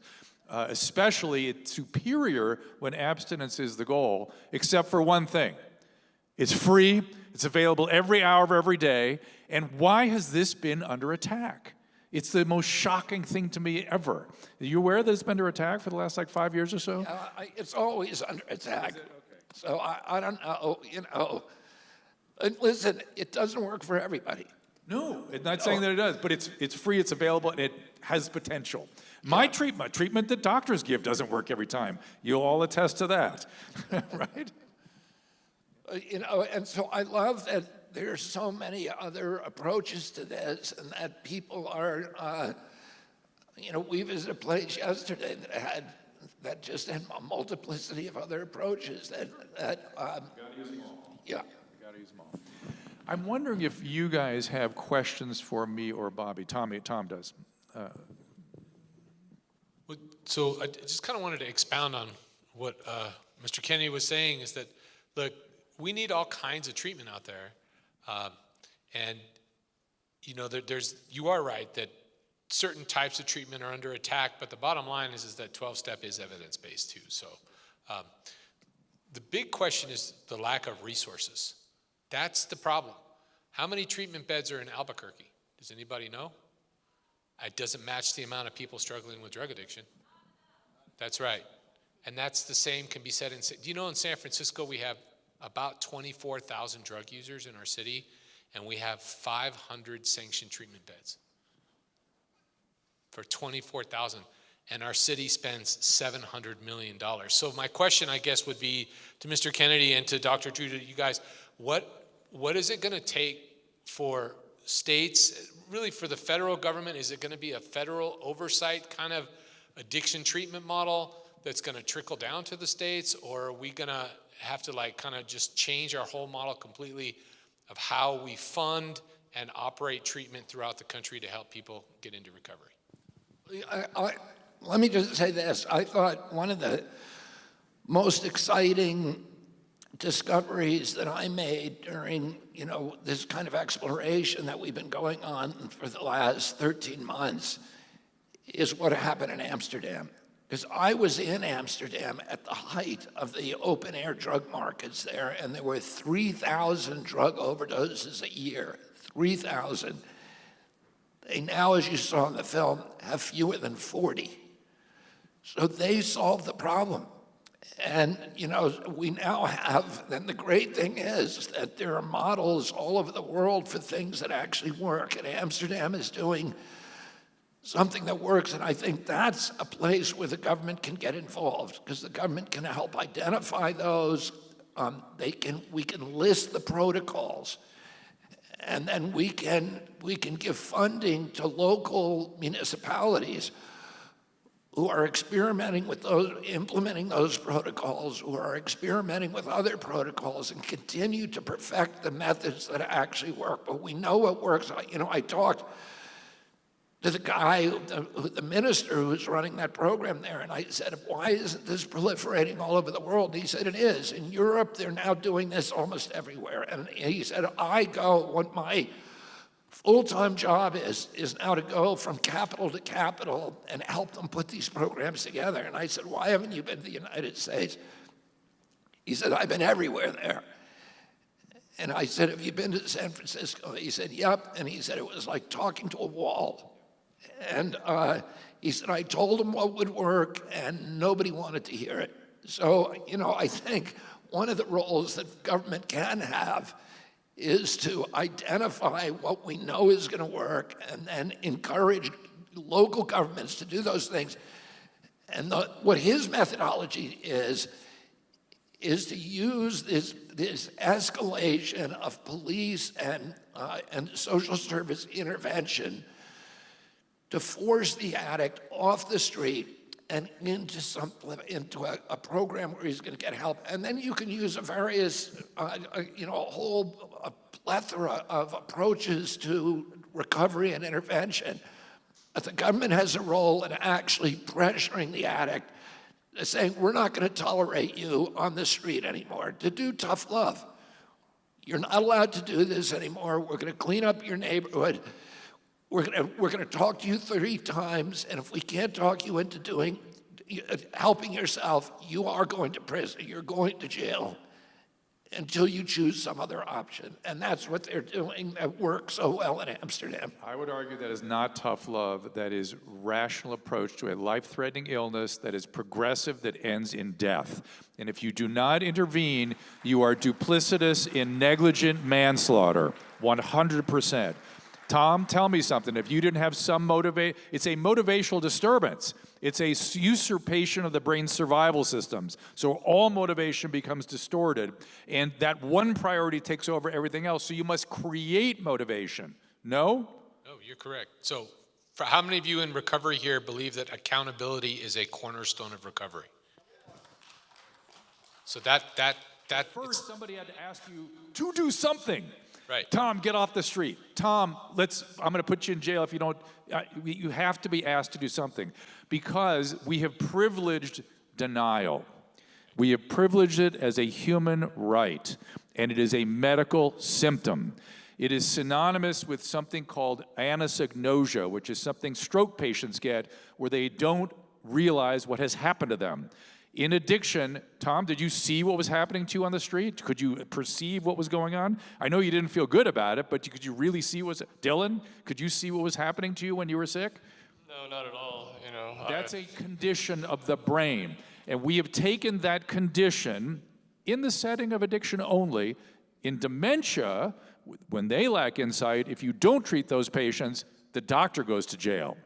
If I attempt to treat Dylan when he's in denial with anosognosia, I've broken the law. And we've privileged that anosognosia as him volitionally living his life the way he, quote, wants to live it as a human right, and it is effing negligent manslaughter. I couldn't have put it better. I have a question. So I think we're all pretty well aware that there isn't enough facilities and there's not enough programs and there's not enough funding and so like I know, I went to 6 different rehabs within my addiction period. I went to rehab in South Florida. I went to rehab in San Diego. I went to rehab twice in Farmington, New Mexico. I went to rehab in Hernandez, New Mexico, and my last rehab. Kicked out of at least Yeah, one. I tried and failed a whole bunch of times, right? And that was part of my journey, the trial and error portion behind it. But in the end, and it's funny because I tell people where I'm from in my community, and I say, yeah, I went to OI recovery. That's where I was able to plant my feet back on the ground. They say, oh, so OI is the one that works, right? And I'm like, well, no, that's the one I chose to work, right? And so there's different strokes for different folks. There's not one, recovery is not a one size fits all. But what I want to ask Mr. Kennedy is what would be your direct plan of attack on addiction? Well, like I said, I think we need to do, my approach is going to be what they did in Amsterdam, which is to the cities that are really having these problems now of doing very, very aggressive government interventions with assisting, we all know this, that addicts don't come into treatment on a winning streak. They come into treatment because they hit some kind of bottom. And if they don't hit that bottom, you're enabling them to do it. So I think the government has to provide a bottom for them that is, at a higher floor than all the way going into the sub-basement and then finding a trapdoor to go even lower. And the earlier the government intervenes, the better it is for everybody. So I'm going to figure out ways to do government intervention and then funnel those addicts into all the different forms of treatment and that are now available, and try to keep the government out of micromanaging treatment programs and keep those in the hands of NGOs. And the one thing the government can do is to make Medicaid available for treatment. To pay for the beds, and then let the NGOs manage the program. So Bobby's referring to something called the IMD exclusion. Yes? Is that what you're talking about? And there is a strange history you all should be aware of. The Constitution never provided for the federal government to be involved in healthcare, but particularly mental health care. That's why it fell to the states. That's why there were state hospitals. And it was his uncle that wanted to undo that and make a national policy that there was a lot to that. He was persuaded by some nudniks to do that. He was persuaded by a psychoanalyst who didn't think addiction existed. They thought addiction was part of the Oedipal complex, and that they'd never been in a psychiatric hospital before. And they thought that your uncle could create programs that would prevent addiction and mental illness with these community mental health centers. And the patients were discharged from the state hospitals into the streets, and as you point out, they end up in the prisons, the streets, and the nursing homes, and they don't belong in any of those places. Brandon, were you trying to say something? You go ahead. Just, a thought here, because you see the demographics of people in treatment. It's predominantly 18 to 25-year-old white males who have good health insurance, whose family make decent money. How do we switch that? You know, the insurance companies are kind of dictating what treatment looks like and who gets it and how it's done. And, you know, what are we going to do to kind of change the disparity in that, to you know, have a recovery available for a larger demographic? To have recovery available for a larger demographic, because right now it's very, you know. Yeah, I mean, I think we have to get Medicaid to pay for the beds at very least. You know, we met with a group this morning here in Albuquerque who runs an incredible program. I think it's called New Mexico Wellness. Can somebody tell me?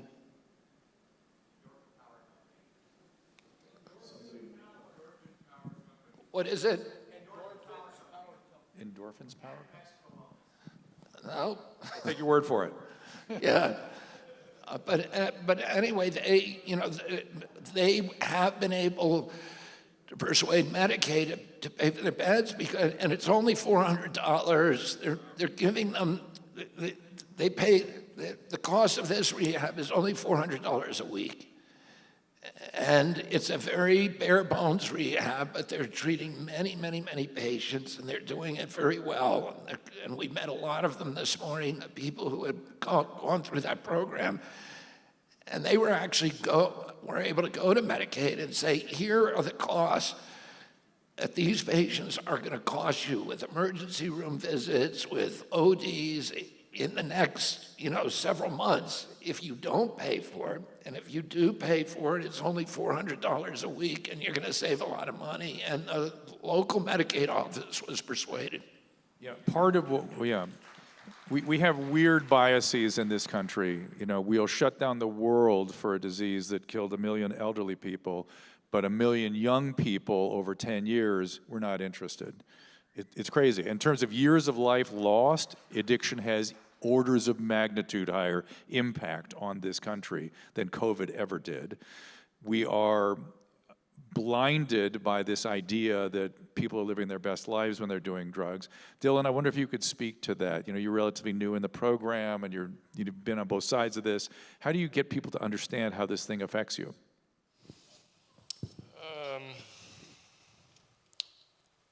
I guess just by sharing my story, the shame and the guilt is what kept me, I think, sick for a long time. It was embarrassing. I didn't know how to, I thought because I was an addict, I was a bad person and that I'd never really amount to anything. I've been to treatment 15, 16 times, more times than I can count. And this last place that I went to, I had an experience with horses, a godly experience that I'd never experienced before. And I really struggled with the idea of God. I didn't know how having faith in something would save me. I thought I had to do it myself.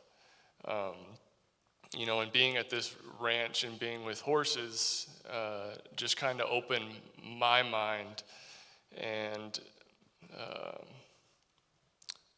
it just allowed me to open up and to be able to express myself. Is that kind of what you're asking? No, it's helpful. I just want to hear your point of view. Donna, I'm wondering, because you're relatively new to this whole landscape, yes? No. No, okay, no. No, I'm not. But what was your question? The question was, I wonder if if you have any thoughts about coming to terms with how this disease affects people. Let's ask this. Do you understand that it is a disease? Oh my goodness, yeah. Okay. Yeah. How so? How so? It isn't like the addiction therapist in the film said, where he thought it was just a matter of willpower. It's not that. It's something deeper, it's something trauma-based, it's something that takes a whole realignment, a spiritual realignment. So I see that. And my life, my parents were both alcoholics. My brother's an alcoholic. I have a daughter in recovery. And I had a good friend die on the streets of San Francisco. And that was very heartbreaking, too. I'm thinking, though, that I see change. I see a shift. I'm seeing in San Francisco, there's a mayoral race going on, and people are rejecting the San Francisco model of treatment right now. There's a guy... Treatment in quotes. Treatment well, in quotes. Yeah, but Tom Wolfe is nodding his head, yes, because he can speak to this. He's right? in the trenches with it. Yeah, so there's a couple of things about when you're, like I was homeless and addicted to drugs at the same time in San Francisco, in the Tenderloin. And the biggest thing for me, and I think many people in recovery can look back and say that none of us, I didn't want to die when I was out there, but I didn't care if I did. And that's the disease that creates that kind of hopelessness that you have. So it's really critical for us now as a society to step up and offer the kind of support that we need. And that means funding and resourcing recovery options to get people away from the drugs and get the drugs away from people. That's how you do it. And now, in today's world, with the arrival of fentanyl, it's kind of changed everything because the window of opportunity to do that has gotten smaller and smaller and smaller because so many people are overdosing and dying. So again, it just kind of brings me back to the whole fact that we have a presidential candidate on the national stage talking about a recovery model for America. Everybody should be talking about this because it is the crisis of our generation.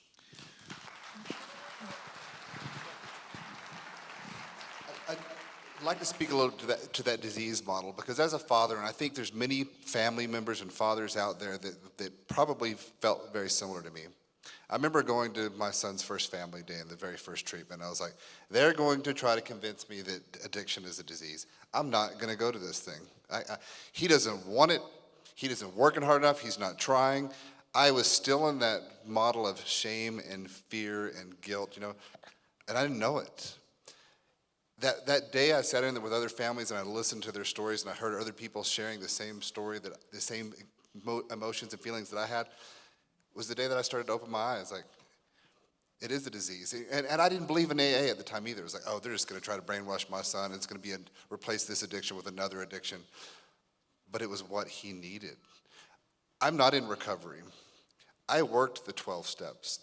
I got an AA sponsor. I worked through the program, and it was life-changing, and it was game-changing for me. So this is work that anybody can do, and we just have to be more open to understanding, like, we don't know.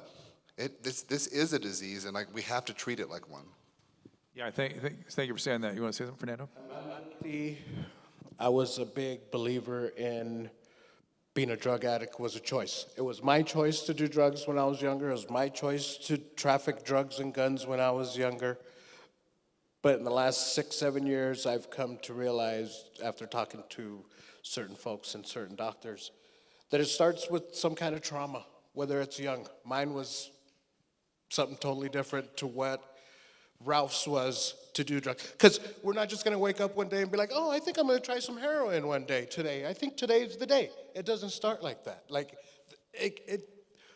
we all,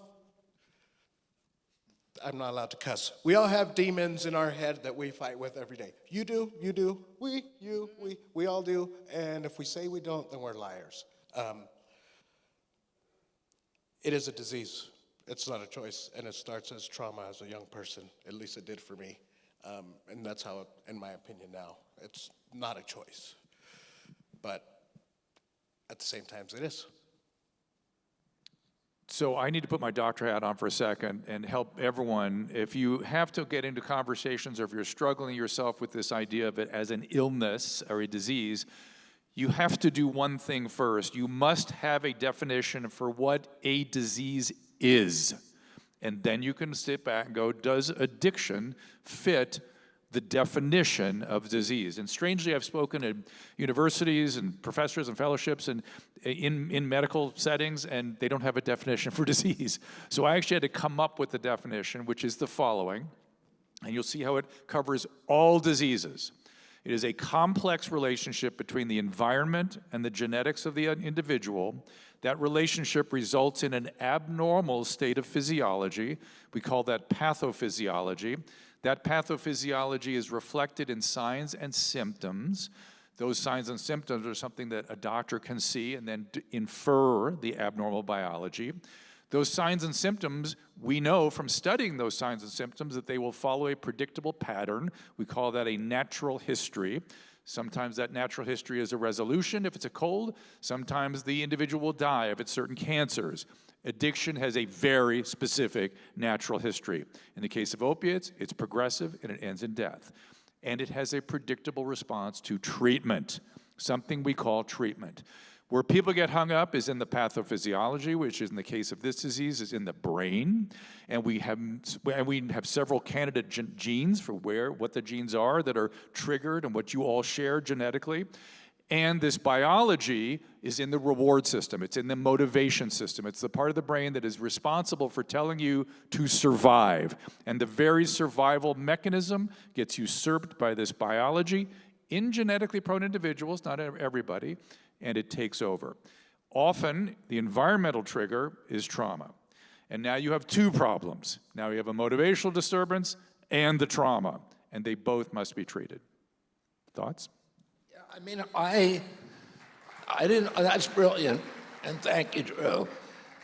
I had iron willpower when I was a kid. I gave up candy for Lent when I was 13 years old. I never ate candy again until I was in college. I gave up desserts when I was 14. I never had another dessert till I was in college, and I was trying to bulk up for sports. But then I got addicted to drugs. And I thought my willpower could do anything, and yet this compulsion was utterly impervious to any will. And I said in that film, to me, the most demoralizing feature of this disease was my incapacity to keep contracts with myself. I tell myself at 9 a.m., I'm never going to do that again. Believing it, I say it earnestly, sincerely, honestly, and then 4 o'clock I'd be doing it. And I couldn't understand why. People compared it to dancing with a gorilla. At first you really want to do it because it looks like fun. And then, you realize that you only get to stop when the gorilla gets tired. And that's going to be when you're dead. And so it was, for me, understanding that this was not a moral failure was really important, that this was a disease and I had to treat it like a disease. And it's like diabetes. You can't think your way out of it.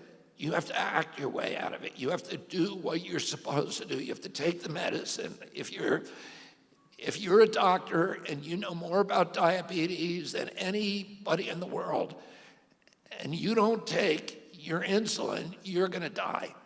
So the knowledge does not cure this disease. You actually have to do the actions. And for a lot of us, that means going to meeting, trying to figure out a way to be of service to other people, and then, doing all the simple principles of the program, and that is the treatment. But it is, as Dr. Drew said, two of the features of this disease. One is progression, that it always gets worse. I had the idea that someday I'll grow out of this. Someday, it'll just stop, but it never does that. If you have this disease, either from trauma or genes, you have it forever, and it's going to get worse and worse and worse. The second feature is it wants you dead, but first it's going to make you miserable. And the third feature, a third feature is that it is the only disease that is telling you that you're not sick. It's a disease that puts you in a state of denial, so that somebody outside of you has to tell you, and this is why it's important for government to do that, to say, you got a problem, and we're not going to let you, have the reverberations of that problem to spread from you to the rest of society. We're going to put some guardrails on your behavior and make sure that you can get help for your disease. And embedded in what you're saying, you cannot do it alone, both from the standpoint of the community and in terms of the service. But you guys, I'll start with Ralph. we've been talking about the genetic, did you want to say something, Fernando, first, or you had the mic? Okay, because you're also the person I want to get a comment on this from, because it's kind of interesting. We talk about the genetic quality of this disease. This disease has been in the human genome throughout human history. And it was alcoholism through much of that. We invented all these more powerful chemicals that took over for the alcohol. And yet it has persisted in the human genome. It must have evolutionary adaptive advantages. I've been thinking about that for a long time, and it does. The people who get this disease, it's an incredibly rich population, intelligent population, creative population, and I'll be damned if they aren't the best survivors of all time. They survive in adversity. Thoughts? Ralph? Yeah, there's a lot wrapped up when you get to the point of, I know for me, waking up one morning and accepting the fact that I was an addict was a tough thing. I grew up, being raised by a single mom, and she, was 18, raising 2 kids in a low-income neighborhood, and she worked hard to get us out of that environment because she wanted her 2 boys to have a chance, right? And so we witnessed that. We were taught values, and we were taught hard work, and we were shown a lot of different things, and I never thought I always saw commercials and heard of people saying, oh, look at this person and that person, don't do drugs because you can end up like this and you can end up like that. And then, the peer pressure getting into high school, because in high school is when I started to experiment. I started experimenting when I was in high school, and I kept saying, no, no, no, no, no, no. And then that one time, all it took was that one time for me to say, I guess I'll try it. Right? And the minute that I tried it, I can still remember it like it was yesterday, and it was cocaine that I tried. And when I tried it, I said, whoa, it's not as bad as I thought it was gonna be. As a matter of fact, it's quite the opposite. It's really good, right? And then I thought, well, I'm not like everybody else. I'm me. I'm stronger than that guy, and I'm stronger than that guy, and nobody thinks it's gonna get them, right? And it starts at some point. But when it does hit, and you get to that point where you're in full-blown addiction, you don't even know how you got there, because nobody wants to become an addict. Nobody wants to become homeless, living on the streets. Nobody wants to be out there trying to hustle for something that they think is gonna make them feel better, only to make them feel worse, to hustle even more to get that same thing to feel better that just made them feel worse. It's a psychological thing, right? Biological thing. But a little bit because psychologically you knew it would make you feel worse, and yet it happened. And yet here we go again. You just fell into the routine, But it takes a lot. And I look back at all my trials and errors, and again, we talked about how it's different strokes for different folks.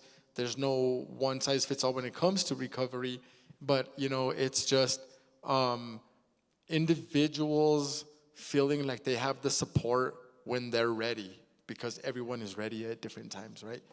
Fernando?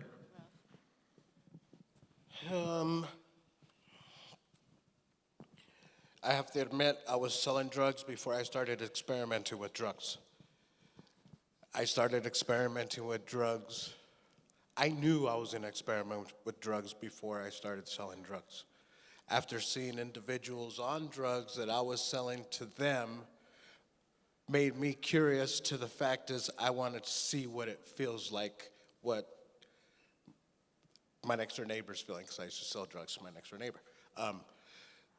What she was feeling like, what he was feeling, whether it was heroin, meth, coke, weed, alcohol. But while experimenting with meth, getting addicted to meth, all I could think about was my trauma growing up. Ralph knows my trauma growing up. I've probably told 5 people in my life what my trauma is growing up, and the only reason I wouldn't express it here is because that person is still alive, and I don't need to cause any family issues.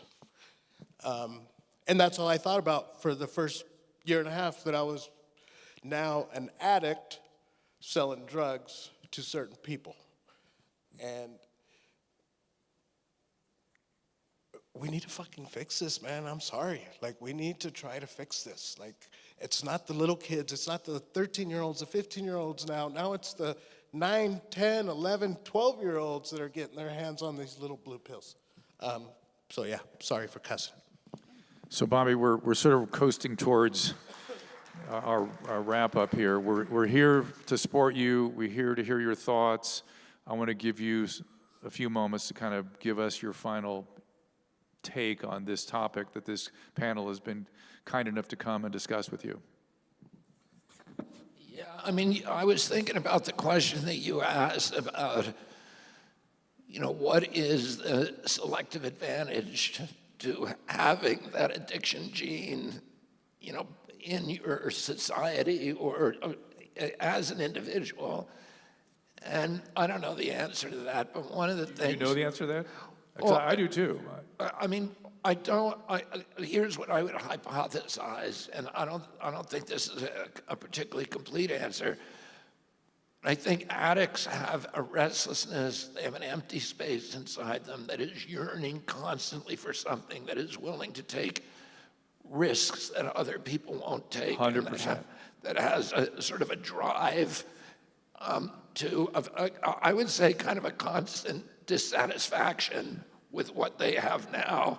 And that actually, that very, very negative drive, it can be destructive, but it also can open new horizons and new opportunities that other people would never experience, because it's making you do things that are a little bit crazy, that people who have a normal risk profile would not engage in. So you could be the one who discovers a new continent. You could be the one that wins the lottery that nobody else would bet on because the chance of winning is so little. You could be the Ted Turner. If you look at Ted Turner's life, it's just one insane risk after the other, and they all paid off, you know. Great fighter pilots, great extreme athletes, great shortstops, great survivors in extreme circumstances. Yeah. So, you know, I think there's an advantage to it if those qualities can be virtues, if they're harnessed for a whole society. And you see so many people who are involved in addiction who are now involved in curing or treating the problem with all these, you know, this entrepreneurial, extraordinarily innovative ideas that are just beautiful and that bring us together as society, that do things that are crazy, like go start a horse farm for addicts in the middle of the American, you know, hinterland, or, you know, giving their lives walking the streets among homeless people and dangerous people in San Francisco, and saving people's lives. So, you know, how do we harness those energies? How do we harness that aptitude, that appetite for risk? And it all comes with restoring a sense of community in our country. And, you know, my job as President of the United States will be to do that, to remind Americans we're all part of a community. The only way that we're going to survive as a people is not by leaving our poor brothers and sisters behind, or the people who don't fit behind, but go back and figure out how we include everybody and how we amplify and multiply the opportunities for service with each other, and the opportunities to again reconnect in community.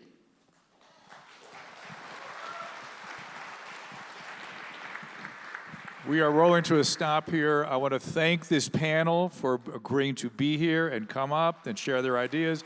Donna for the great film, the great work they do. But we are here to support Robert F. Kennedy Jr. to get these ideas into Washington. Thank you to Robert Kennedy for putting this together. Thank you for Donna for Recovering America. Thank you for you being a part of it. And let's all be a part of the solution. And we're going to do a selfie line for anybody who wants to take a picture. We're going to go do a selfie line now. So thank you. Secret Service, please, so he doesn't have to spend his own money. Get this man some Secret Service, please. Thank you all so much. If you'd like to take a selfie with the next president of the United States, we're going to line up over on this side. Thank you. Tom, again, I appreciate it. Yep, right over there. Can we do it? Can I do a selfie with you guys?